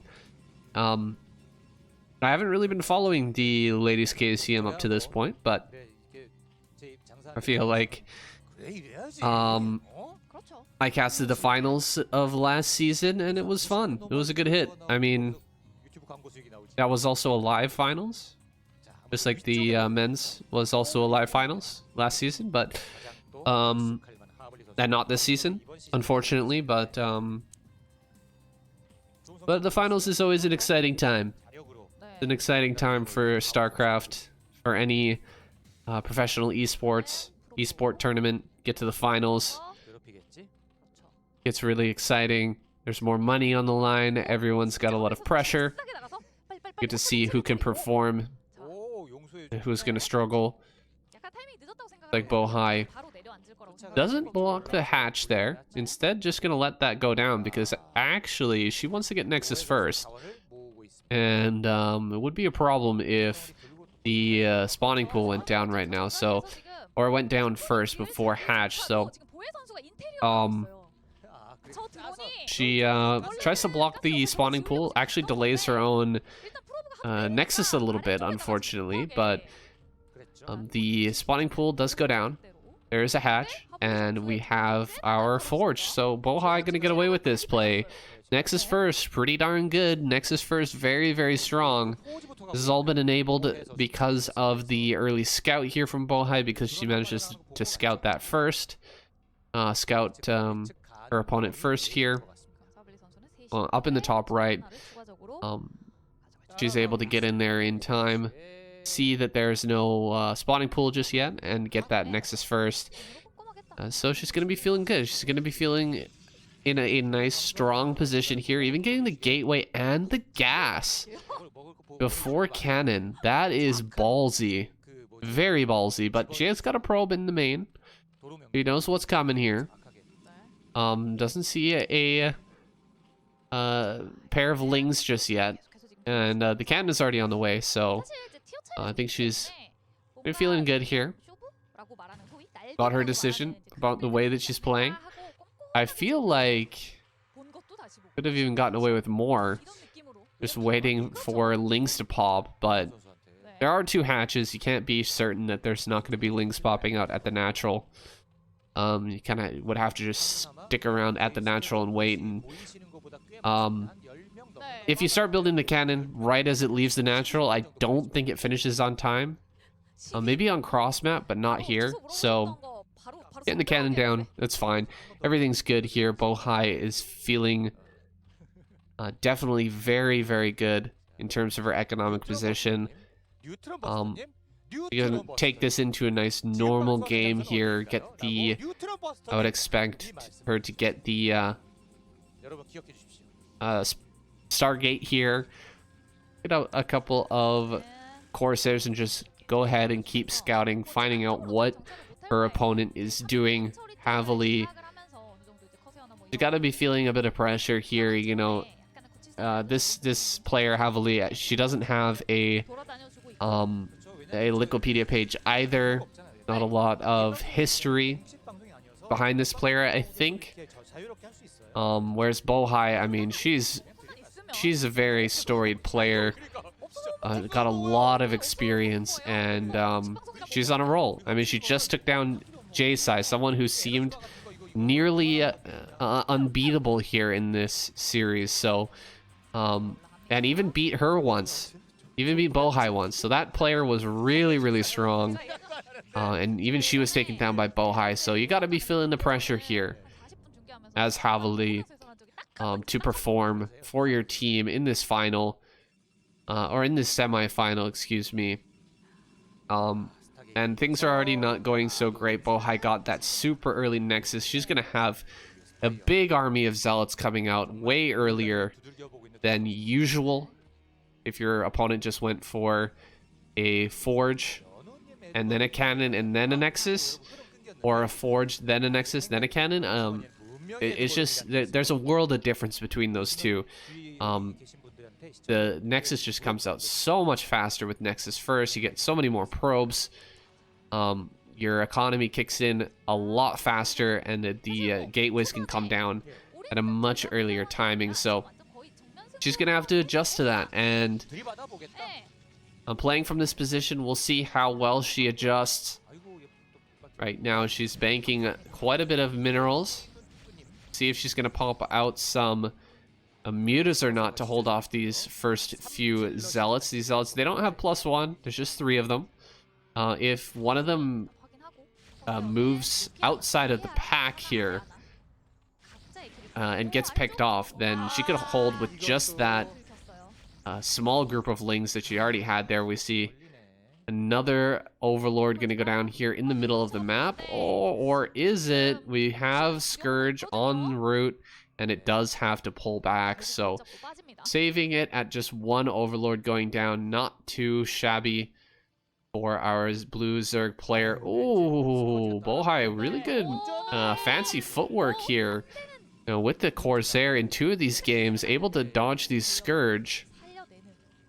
Nicely done. A sunken on the way here for Havali. Not really necessary to build that sunken right now because her opponent is really on the back foot here. A little bit early. The gateways haven't been built yet. There's only 4 Zealots on the field. So just a few Hydras should be enough to hold things off. These do have +1 now, so just pure Ling's not gonna be the ticket here. Mutas popping though will definitely push this away. Yeah, either a couple of Hydras or a few Hydras, or even just a couple of Muta. Like 3 Muta will push away all of these Zealots, and she'll have to go back to the drawing board here. Bohai not going to be able to break in at this moment, and that's just going to buy a ton of time here for Havali to drone up heavily drone up here and get into whatever her plan is for this next stage of the game. A Dark Templar looking to do a little bit of damage here in the third base, but the moment it arrives, we've got Havali with Overlords and Hydras in position to push that away. And yeah, great hold there. No damage so far. Onto Havali from Bohai. Bohai just slightly impotent so far in this game, not able to get anything done. And Havali is just powering very hard. It'll have to be good mid-game play here from Bohai to take down Havali, because she just hasn't managed to snag any advantages so far in this early game. Her position is not bad at all. She's got a very nice position. Oh, a great storm as well. That's nice. Bunch of Hydra kills there, and Bohai's DT actually survives, so that's awesome. Gonna continue to roam around the map. Maybe look for further bases going down in the bottom right. You never want to allow the Zerg to snag those for free, so keeping a DT in that location, maybe just on the ramp down at the bottom right hand corner, is amazing. It just slows everything down. Prevents drones from coming down there. If a hatchery gets thrown in the natural, can harass it. It's just a really good move, so we'll see if she ends up throwing that DT down there or try to run in or something with it. She might even just send it to the north up to the 12 o'clock, just control that space instead. Zealots are coming in here to the third location, but this is a good number of Hydra, probably enough to just push this back. And with the reinforcements, yeah, a little bit of micro. Bohai will have to retreat here. Third base is going to get taken. And Lurker upgrade should be just about done here. With Lurkers being finished, should definitely be able to hold that third. Uh-oh, so many Overlords here in the third base getting taken down. Oh man, this is painful to watch. That is a crazy number of Overlord kills. Corsairs are going to come up here, and Scourge connecting big time on a bunch of these different Corsairs, dealing quite a bit of damage here. Meanwhile, our Zealot and Templar coming up. There's no Lurkers done yet. These Lurkers, where are the Lurker storms on the back? Hydra really crushing through here. These Zealots just coming up in waves right now. Zealot's actually eating quite a big storm there in the front, unfortunately. Gonna run up and pick off this Templar. Nicely done. Okay, looks like our Zerg player gonna hold on for now, but that was a tense moment there. Big reinforcement line of Zealots actually turns around and heads back home. Over on Bohai side of the map, there's no cannons here on high ground, unfortunately. Only one being built right now, and she's gonna pick it off. Nice and easy. That cannon will go down. Zealots gonna run forward. We've only got one High Templar here, and it doesn't have the energy for Storm. It loses its life. Zealots running up here. They're gonna have to fight these Hydras basically one-on-one. One Zealot to one Hydra. Should be able to clean up most of these Hydras. Actually, the reinforcements just about break through there. Whoa, Dark Templar, 12 kill Dark Templar in the third base. Bohai, huge kills here. This is what she needed. She was having such a hard time getting damage done on the side of this Zerg player. Really good defense so far, and she was doing a great job also with that attack. So much control being done there that she completely missed the attack The harassment there of this DT. 16 kill DT. Oh my god. I think if that DT hadn't gotten in and gotten some kills, Bohai might have just been dead in the water. Like, the 4th base is already done and fully droned up here for Havali. She batted away that first attack. She's looking really strong. She's got, holy crap, so many lurkers being made here as well. Just dumping all of that extra gas into the lurkers, boosting her supply way up. 116 supply now. And these lurkers, man, where are they going to be sent? Is this just going to be a defensive play? She's sending some Hydra down to the bottom right. I think this is just defensive. Oh god. Okay, nice burrow. That's a ton of lurkers to be just standing on top of each other, though. You don't want to lose all of those to a single storm.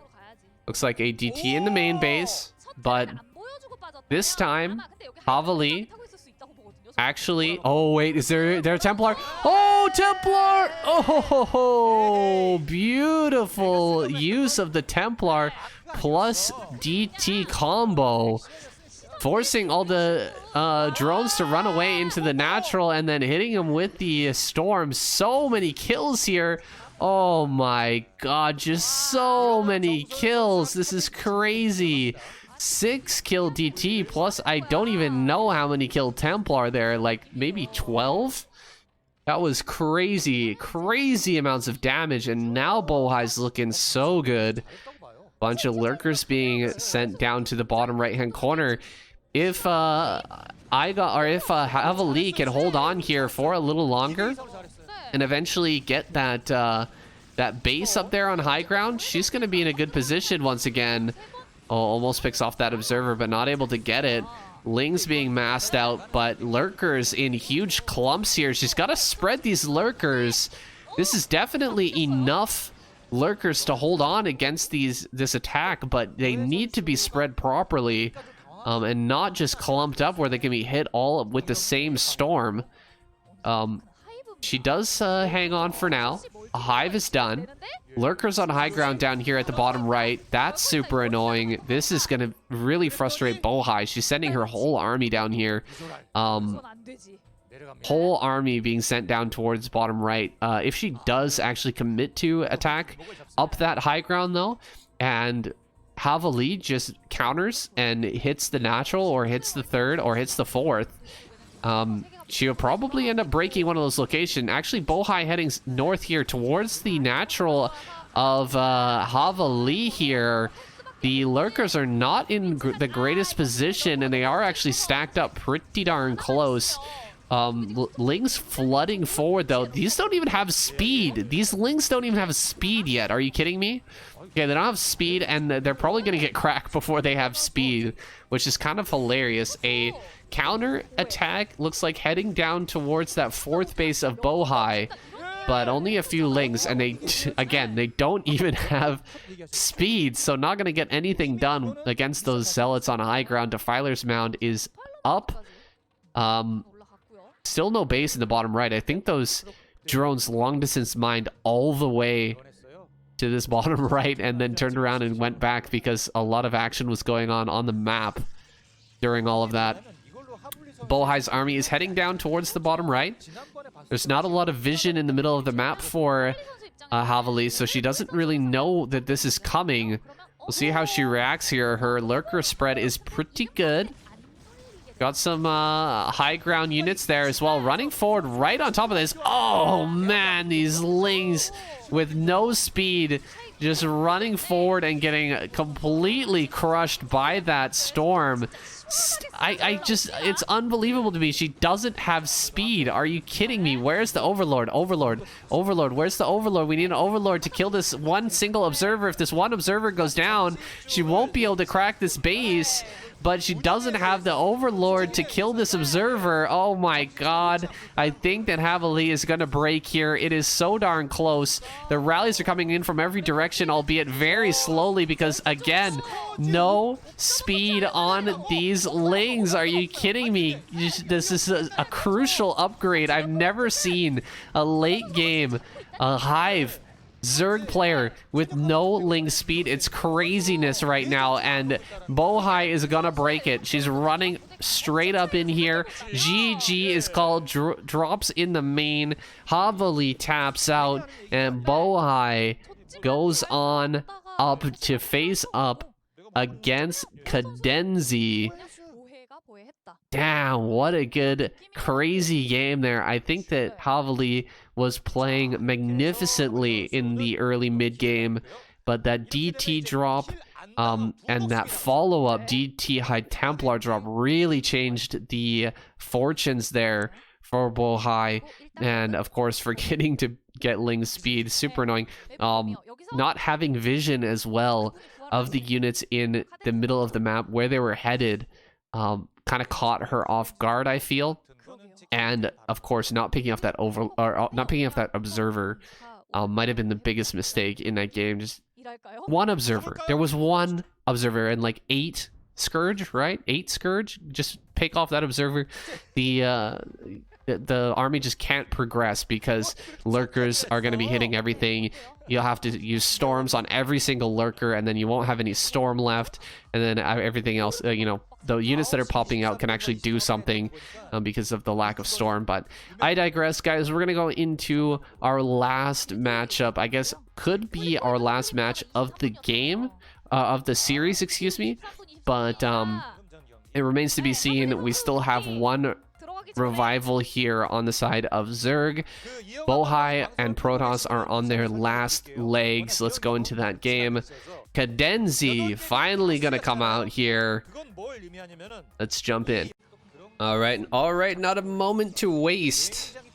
Going into our next game here. Cadenzi finally getting her chance on the stage, the metaphorical stage, to show her stuff here against this Korean pro player, Bohai. Just such a strong Protoss player we saw in that last game, capable of multitasking at the level of a really strong pro player. I don't know what I would rank her at, or what other players rank her at in terms of overall skill. I'm sure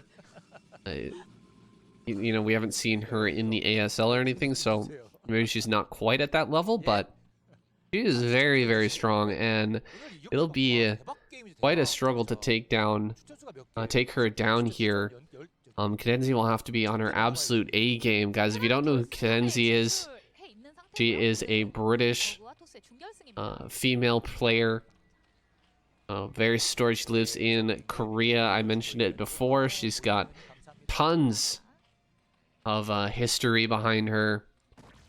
Just go ahead and check out her Wikipedia page. She's also a streamer. I'll link her stream down below if I forget, sorry, but you'll be able to find her. Her name is on the screen there, Cadenzi. Go to Twitch, type in her name. If I forget, I probably remember, but yeah, just if I forget. Anyway, she is gonna have a hard time here against Bohai, I'm sure. Putting down the hatchery actually nearest to her opponent is a little bit unfortunate. I don't think she's scouted her opponent just yet, and I think just now figuring out where Bohai is. I think she's gonna be maybe switching it up. Is she gonna send the drone to another location? No. Ooh, loses a drone already. Oh man, this first Zealot has done its work already. 2 kills. 2 kills here in the main base. That is way too much damage. Oh man. It looks like she will end up cleaning this up. Getting the probe first is definitely the way to go. But Bohai just microing like a god here in the main base, somehow managing to get 2 drones there, and forcing quite a few lings. Cadenzi in a serious deficit to start things off here. She was looking good at the beginning, but this first zealot just making its way in here, getting pretty decent damage, and Cadenzi will have to do something severe here in order to bring things back in her favor. I'm not sure what it is. I think it'll probably have to do with a Hydralisk Den. Let's be real, guys, because anything short of a Hydra bust is probably going to just get Cadenzi even farther behind from where she already is. There is the Hydra Den. Called it. I think that it makes sense anyway, just considering where the hatch is here at the 3rd base. That hatch is really far forward. This cannon positioning is a little bit rough because of the way that pylon is placed. You can't fit a cannon above that pylon, unfortunately, so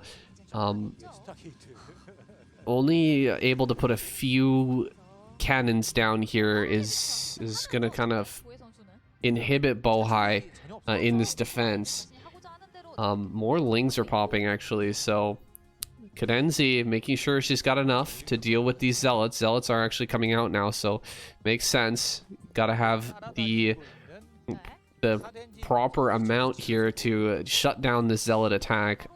Otherwise, you're going to just have everything revealed, right? If the zealots make their way into the natural and that Hydralisk Den gets spotted, then the jig is up, and yeah, she's just not going to be able to get anything done with the Hydra bust.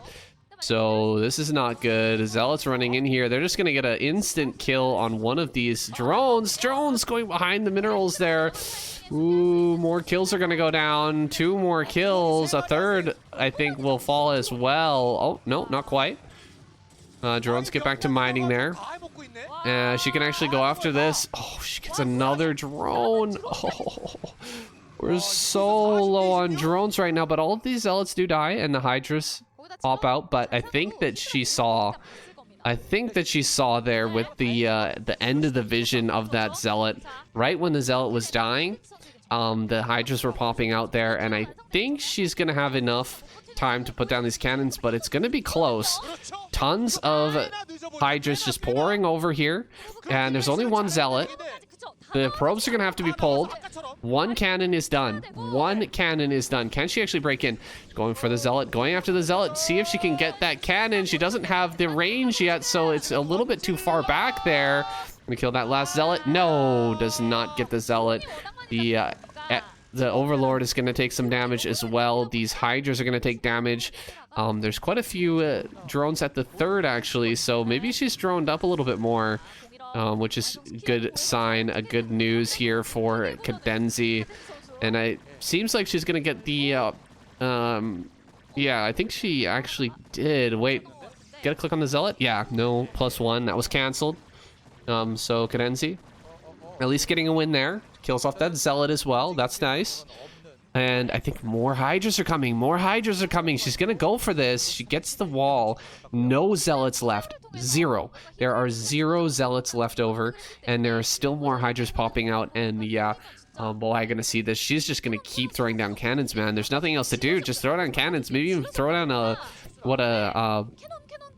like a gateway in the front there or something. Just anything to block this out, because she just has to survive this and she should be in a good spot.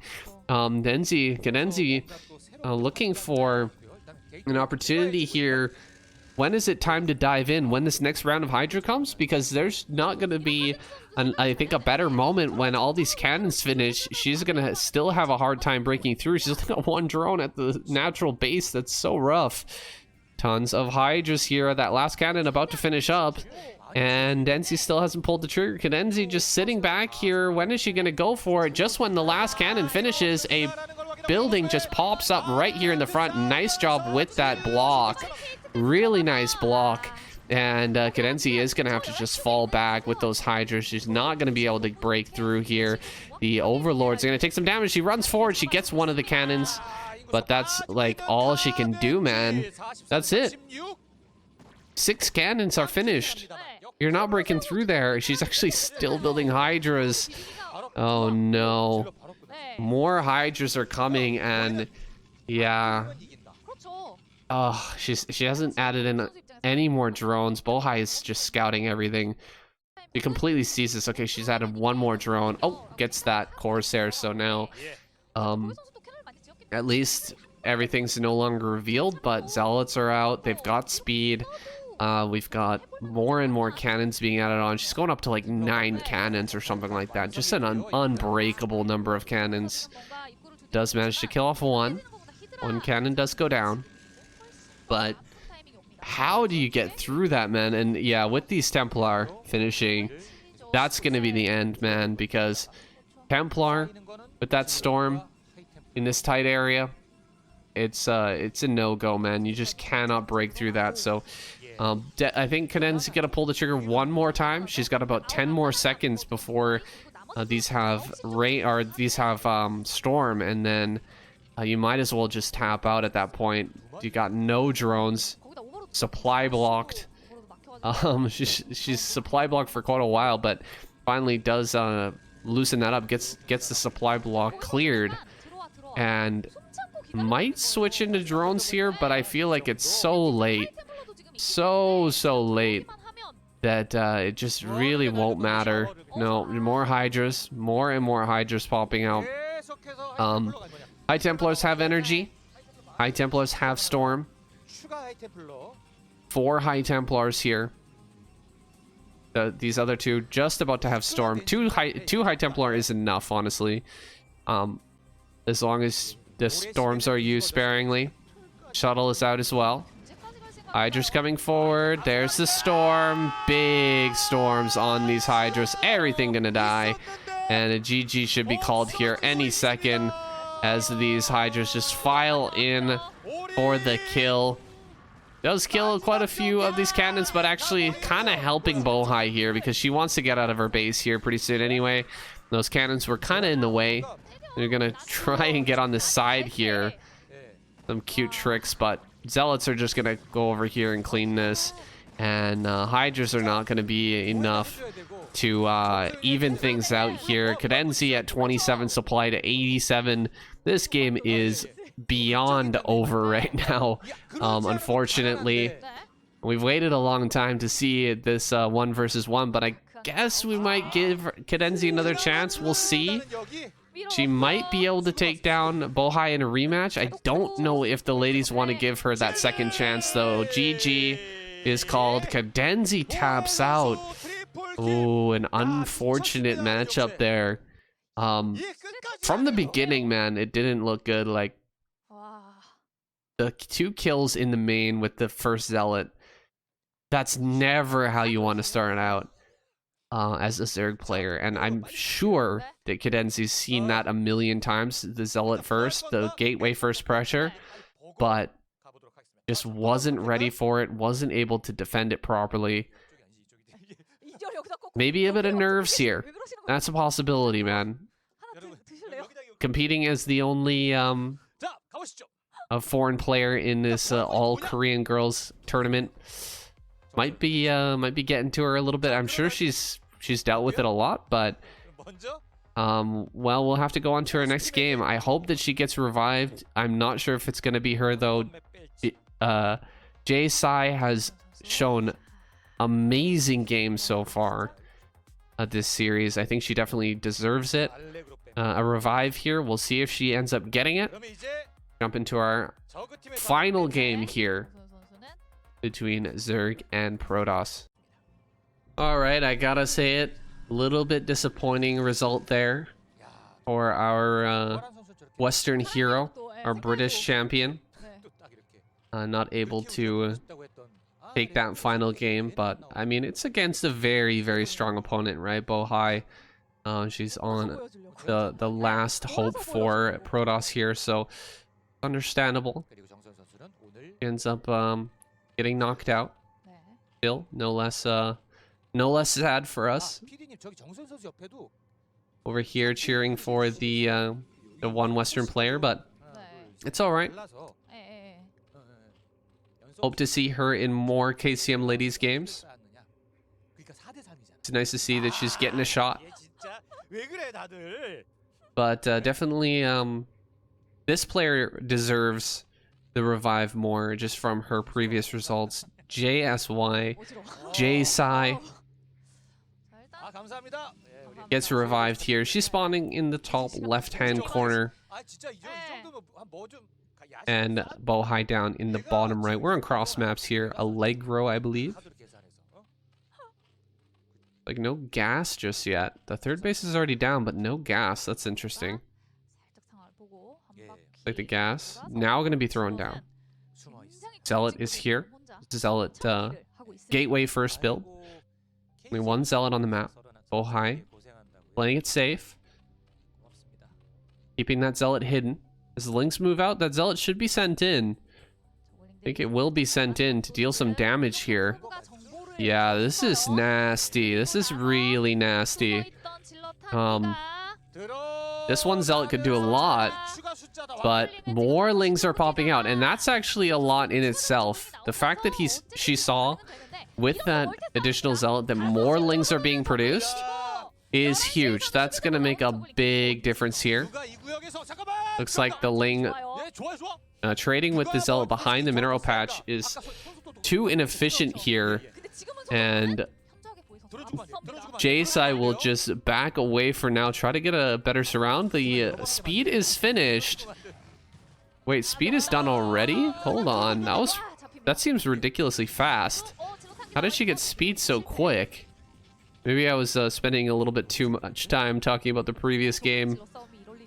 But speed is done. Lings are at the front. They're not able to actually threaten to jump in here and deal damage. So this game has kind of stalled a little bit here. And the layer is going to come down, albeit a little late.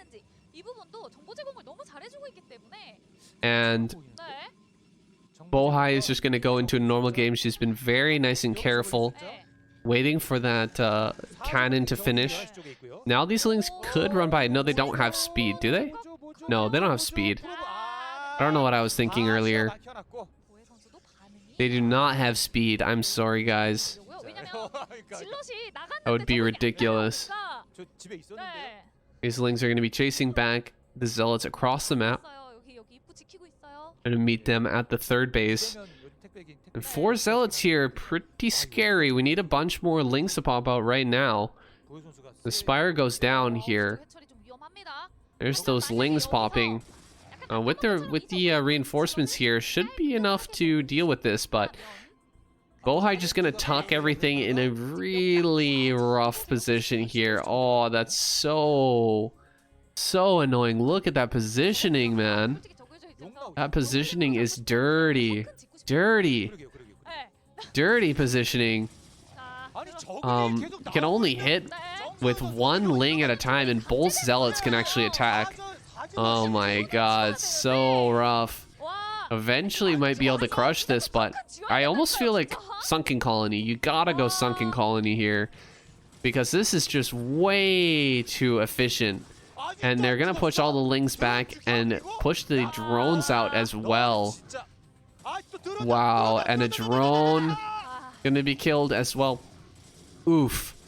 Oof, guys, that is some serious damage here from Bohai's first 4 Zealots. The Spire's gonna finish. It's a little bit late though, so the first Overlord will end up going down. These Zealots are still alive. Oh my god. Oh my god. Bohai gonna run this back against J-Sai, who took out the entire Protoss squad. This is crazy. This is really crazy. This just goes to show how strong Bohai is. Actually, finally gonna kill these 2 Zealots. They have been a complete thorn in the side of J-Sai so far. Oh, attacking the wrong Zealot there. 10 kills! Are you shitting me right now? Oh, Almost gets the drone as well. Wow. Wow. That is crazy. Jace, really feeling it here, man. Feeling the frustration. Fighting against Protoss can be so annoying sometimes. And Bohai is really great at turning the screw. Making it so frustrating, so annoying to deal and play against this type of Protoss player. Now with a few mutas popping out here, Jace can get on the offensive. He pops out 5 mutas, can one-shot probes. Looks like gonna go for exactly that. 5 mutas are available. So the micro has not quite yet started. Still focused on throwing down buildings. Getting that 3rd gas already, actually. So we might see an Ogre's Gamer play here, guys. Ogre's Gamer has served Jace very well so far in this series. And it's put the fear of God into a lot of these Protosses as well. Because Bohai's been reacting severely to this every single game, right? Adding 2 cannons into the main against her every single game. And that's why I think Jace was able to take out Bohai in that first game that they met.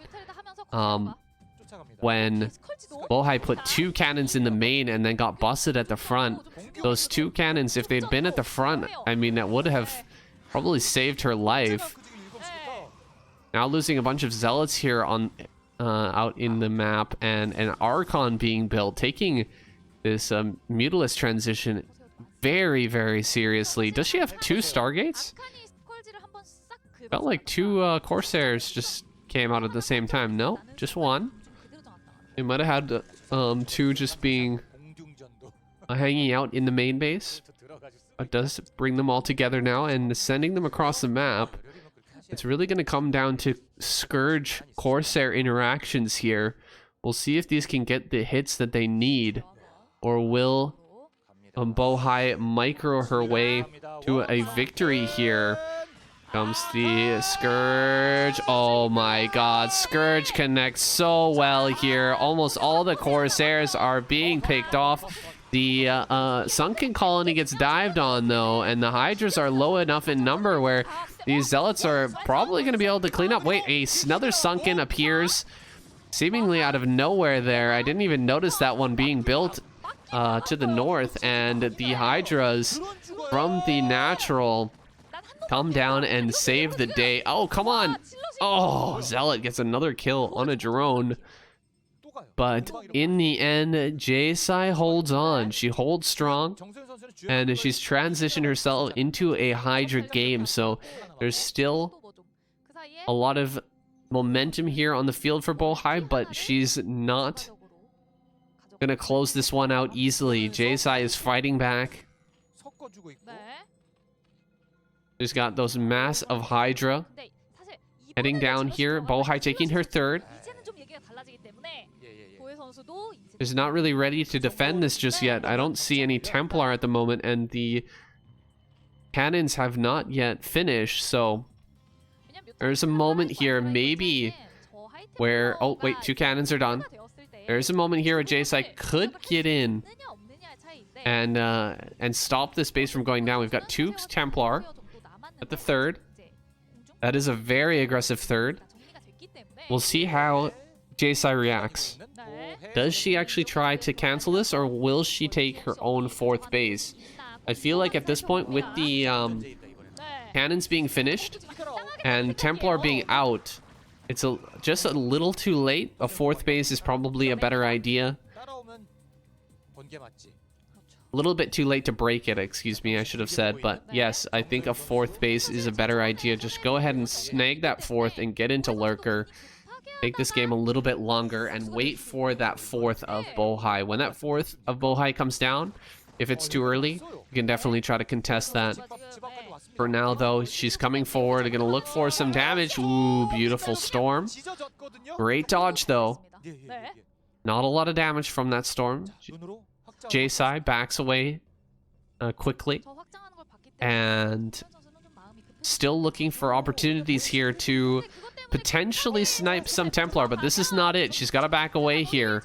Fighting defense is probably the best way. Just slowly back up so that, or quickly back up so that the Templar are a little bit behind the army, and then turn and fight against the Zealots until the Templar catch up, and then back away again.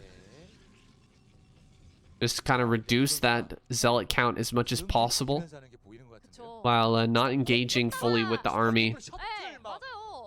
A lot of Hydras are here in the middle of the map. This is kind of a tight area, though. This is a strange map when it comes to the kind of geography here of this area. Look at how big this area is. This is like 3 different screen areas, and JSI not paying attention to the left-hand side eats a huge storm.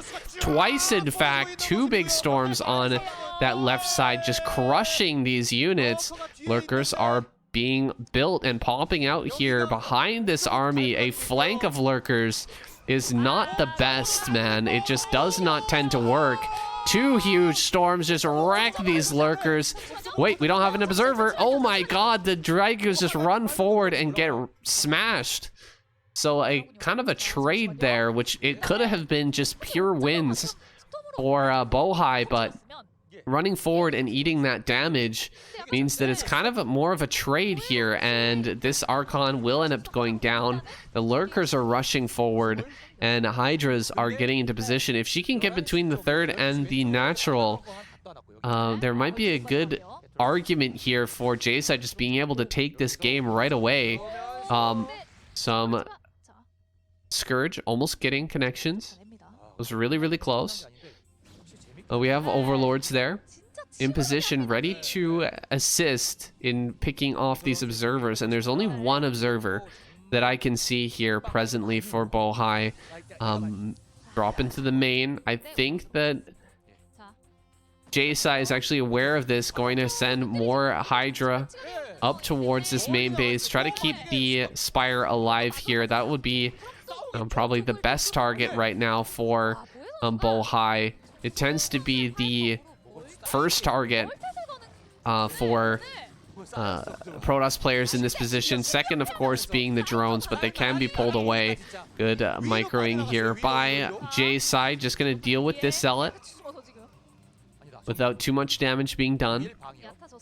And continue on with this push. Wow, so many Lurkers running forward, but the storms are way too good. Just smashing through here, and one of the observers does get picked off, but these Lurkers on the right hand or on the left hand side completely caught out here, and just the Lurker number has been totally reset, whereas the Dragoon and Templar number is still nice and high here. I think that J-Sai would do well to just back away and take a force. She's still yet to do so, waiting and trying to deal with that Zealot. Is not going to net her any wins here. She's losing her Lurkers on the left-hand side again, losing more Lurkers, and this storm is insane. About 5 or 6 Hydra die instantly there to that storm. Just so good to trade Templar energy for units right now, as oh my god, huge storms once again. Absolutely massive storms. This is not the greatest fight for Bohai, but the storms are just crushing it. This pure Dragoon versus Hydra is usually not the best, but storms carry the day once again. And just JSI, she's got nowhere else to go. GG, she taps out. Bohai takes Protoss to the finals. What a game, what a series. Bohai takes out all of these Zerg players except for Bong Soon, and even takes down J-Sai twice. Pretty impressive stuff. That's why she is So well respected in the ladies scene. 그러니까 확실히 보혜 선수가 정소연 선수 And that's why she's going to continue 그 부분에 대해서 정소연 to 선수가 dominate here in 말리는 느낌이 있어. ladies ASL and ladies KCM.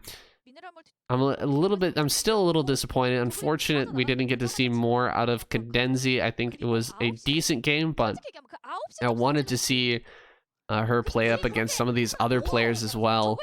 Anna, Bam, Aegong, but Bohai, just such a slaughterer, man. Just such a killer. And Jaesai too. Really, those two players, definitely the MVPs of tonight. Guys, that's it for this week of the ladies KCM. There's your results. This is going to be the end of the video, guys. I hope you enjoyed it. A lot of these ladies videos, they don't get as many views. They don't have the big names like we do in the regular KCM, but they definitely deserve a watch. Definitely hit the like button down below if you agree. Leave a comment as well. Bless the YouTube algorithm. Let other people know about this as well. Go ahead and share this video on whatever Starcraft websites that you regularly go to. Starcraft, Reddit, or whatever. Just let people know that this even exists, man, because I know that a lot of people have no idea that we have tournaments for ladies in Starcraft. There's your final, guys. It's going to be Protoss versus Terran. It's coming up very soon. Actually, it's already been played as of recording this video, so I'm going to get to that very soon. Guys, thank you so much for tuning in. I hope you had an awesome time, as fun as I did. And I will see you guys in the next video. Have a great weekend. Peace out.